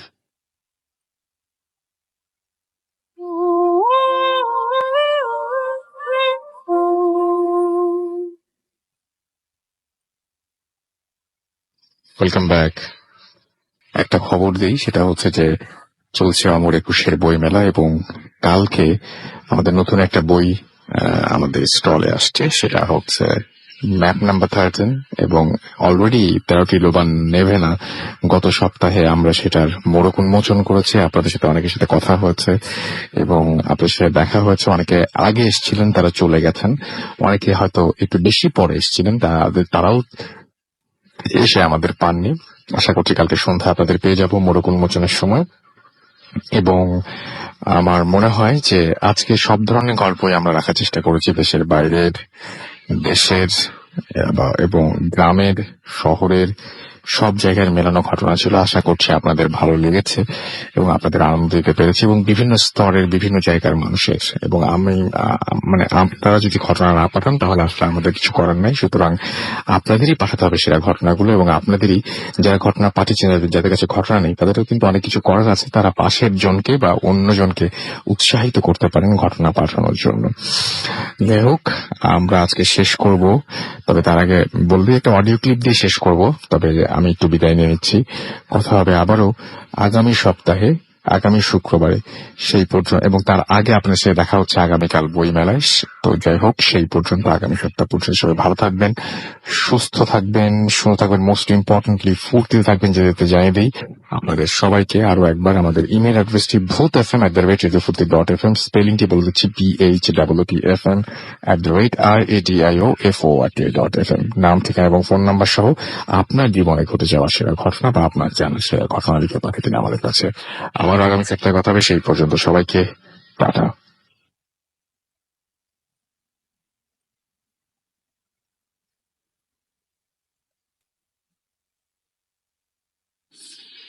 আমি মাসুম, খুলনা মেডিকেল স্টুডেন্ট। আর মেনলি ঘটনাটা আমার নিজের সাথে ঘটছে, আমার বাড়ির সামনে। ওইটা মানে একটা ছোট জঙ্গলের মতো, বাট ওইখানের ফ্যাক্ট হচ্ছে ওইখানে একটা অনেক মোটা পুরোনো কালে একটা রেন্ট্রি গাছ ছিল। বাট ওইটা সম্পর্কে আমরা ঘটনা শুনছি অনেক, বাট ভয় পাইতাম না বেশি। আমাদের পাশে উপজেলাতে একটা সিনেমা হল ছিল, আমরা রাত্রে ওইখানে সিনেমা দেখতাম। ওই অকেশনে সিনেমা দেখা পরে আমরা রাত্রে আসতাম। তো ওইখানে যাওয়ার সময় যানবাহন পাওয়া যেত, বাট আসার সময় কোনো যানবাহন পাওয়া যেত না মেইনলি। তো 9টার শো দেখতে ঢুকলে আমরা 12টা বা 1টা বাজতো। তো পায়ে হাইটা পরে আমাদের বাড়িতে আসতে হইতো। আসল ঘটনা স্টার্ট হয় মানে আমরা ওই দিন সিনেমা দেখতে গেছি, যাওয়ার পরে আমাদের ফিরতে ফিরতে রাত হয়েছে। তো আমরা বাজার পর্যন্ত আসার পরে আমরা ছিলাম 10-12 জনের মতো। বাজার পর্যন্ত আসার পরে আমরা শুধু 2 জন, আমি আর আমার এক ভাতিজা, কিন্তু আমার সমবয়সী সে আলামিন, সেই 2 জন ছিলাম। তখন আমরা খুব ভয় পাইতেছিলাম যে আমরা আসলে কিভাবে ঢুকবো, কারণ আমাদের বাড়িতে ঢুকার আগে ওই যে একটা জঙ্গল বললাম, ডিপ একটা জঙ্গল, ওইটা পরে আর কি। তো আমাদের চিন্তা ছিল এখানে যে এখানে ভয়ঙ্কর একটা কিছু করতে পারে। আমরা মানে অনেক মানুষ টানুষ খুঁজলাম, কিন্তু কাউকে পাইলাম না। তখন 2 জন রওনা দিলাম। রওনা দেওয়ার পরে আমরা ওই যে ভয়ঙ্কর জঙ্গলটা ছিল ওইটা ঠিকই পার হইছি। তখন আমরা মোটামুটি ফ্রি, যে না আমাদের কিছু হয় নাই, যেহেতু এখন আর কিছু ঘটবেও না। তখন আমার তার বাড়িটা ছিল মানে জঙ্গলটা, যেখানে রেন্টি গাছটা ছিল সেটা আসলে ছিল আমাদের বাড়ির ঠিক সামনে, এবং ওইটার পাশ দিয়ে একটা রাস্তা আমাদের বাড়ির ভিতরে ঢুকছে আর কি ওইখানে। আর আলামিনের বাড়িটা ছিল ওই জঙ্গলের একটু পরে। তো আমরা যাইতেছিলাম, তখন আলামিন আমি বলতেছি যে তুই কি একলা যাইতে পারবি তোর বাড়িতে, আগে দিয়ে আসতে হবে। তখন সে বলছে না, এখন তো ভয়ের আর কিছু নাই, আমি একলা যাইতে পারবো। তখন আমরা আমার বাড়িতে ঠিক ঢোকার আগ মুহূর্তে সামনে জঙ্গলটা পড়ে আর কি, ওখানে আমাদের চোখ গেল। চোখ যাওয়ার পরে আসলে দেখছি হইছে একটা লাশ এরকম শোয়া, আর লাশকে সামনে নিয়ে সাদা কাপড় পরিহিত অবস্থায় জানাজা হচ্ছে একটা। তখন রাত্রের 2টা বাজে এরকম। তো নর্মাল ঘটনা না। তখন আমরা ভয়ই পাইছি মোটামুটি অনেক। ভয় পাওয়ার পরে আমরা 2 জনে আমাদের বাড়ির ভিতরে দৌড় দিছি। দৌড় দেওয়ার পরে আমাদের দরজার উপরে গিয়া পড়লাম। আমাদেরকে তারপরে আব্বা মা বা যারা ছিল তারা অনেক কিছু জিজ্ঞেস করতেছে, বাট আমাদের মুখ দিয়ে কোনো কথা বের হইতেছে না। অনেক ভয় পাইছিলাম আর কি। ওই রেন্ট্রি গাছটা সম্পর্কে আরেকটা কথা হচ্ছে, রেন্ট্রি গাছটা কাটার পরে আমরা এটা টের পাইছি। মানে ওই প্রত্যেক শুক্রবারে আমরা যে সময় নামাজ পড়তে যাইতাম, নামাজ পড়ার সময় ওই রেন্ট্রি গাছটা থেকে একটা অনেক সুন্দর আতরের ঘ্রাণ পাওয়া যেত আর কি প্রত্যেক শুক্রবারে। কিন্তু রেন্ট্রি গাছটা কাটার পরে সেই ঘ্রাণটা আর পাওয়া যায়নি। আর তারপরে ওইটা 2007 সালের ঘটনা। আর তারপরে ঘটনা ঘটতে হচ্ছে এই গাছটা মানে বিক্রি করার অনেক চেষ্টা করা হয়েছে, মানে অনেকে কিনতে চাইছে। তারপর কেনার পরে ওই গাছের কাছে আসছে, আসার পরে মানে কেউ আলটিমেটলি সেটা কিনে নেয়। বাট অনেকদিন পরে গাছটা ছিল আমার চাচার। অনেকদিন পরে এক লোক মানে রাজি হয়েছে, সে গাছটা কিনবে, কাঠের ব্যবসা করে সে। তখন সে 4-5 জন লোকরে বলছে যে কাটার জন্য দায়িত্ব দিছে গাছটা, কিন্তু কেউ রাজি হইতেছে না। তখন সে এবং তার এক আত্মীয় মিলে গাছটা কাটা শুরু করছে আর কি, এবং আলটিমেটলি সে গাছটা কাটছে। কাটার পরে গাছটা সে বাজারে সমিলে নিয়ে রাখছে, অনেক বড় গাছ। কিন্তু সমিলে রাখার পরে মানে 2-3 দিন পরে মানে গাছটাকে খুঁজে পায় নাই সে। গাছটাকে খুঁজে না পাওয়ার সাথে সাথে মানে তার অনেক অসুস্থ হয়েছে, জ্বর হয়েছে, মানে অনেক কিছু হয়েছে, ডাক্তার দেখানো হয়েছে, সে ভালো হইতেছে না। আলটিমেটলি তার এই অসুস্থতা কাটানোর জন্য কবিরাজের কাছে গেছে সে। কবিরাজ তখন ওই যে আসন পাতে, বিভিন্ন জিনের আসার টাসার দেখার জন্য আসন পাতে, সেই আসন পাতানো হয়েছে। আসন পাতার পরে দেখা গেছে যে ওই রেঞ্জি গাছটাতে জিনের বাস ছিল আর কি। জিনের বাস ছিল, ওই জন্য জিন তার এই অবস্থা করতেছে। তারপরে তার কাছে চাওয়া হয়েছে যে একটা পাঠা দিতে হবে আর 25 জোড়া সাদা কবুতর, এটা দিতে হবে। আর সেটা দিয়ে আসতে হবে আমাদের গ্রামের সামনে, যে বললাম একটা বিলের মাঝখানে 3টা রাস্তা একসাথে হয়েছে, ওইখানে দিয়ে আসতে বলছে। তখন আবার যাইতে হবে, ওই লোকের একলা যাইতে হবে বা সাথে আরেকজন নিতে পারবে। তখন কিছুদিন পরে নিয়ে যাওয়া হলো, ওই পাঠা নিয়ে যাওয়া হলো একটা, আর 25 জোড়া কবুতর নিয়ে যাওয়া হলো। তারপরে এইগুলা দেওয়ার পরে আলটিমেটলি লোকটা ভালো হয়েছে। Bhoot FM tonight.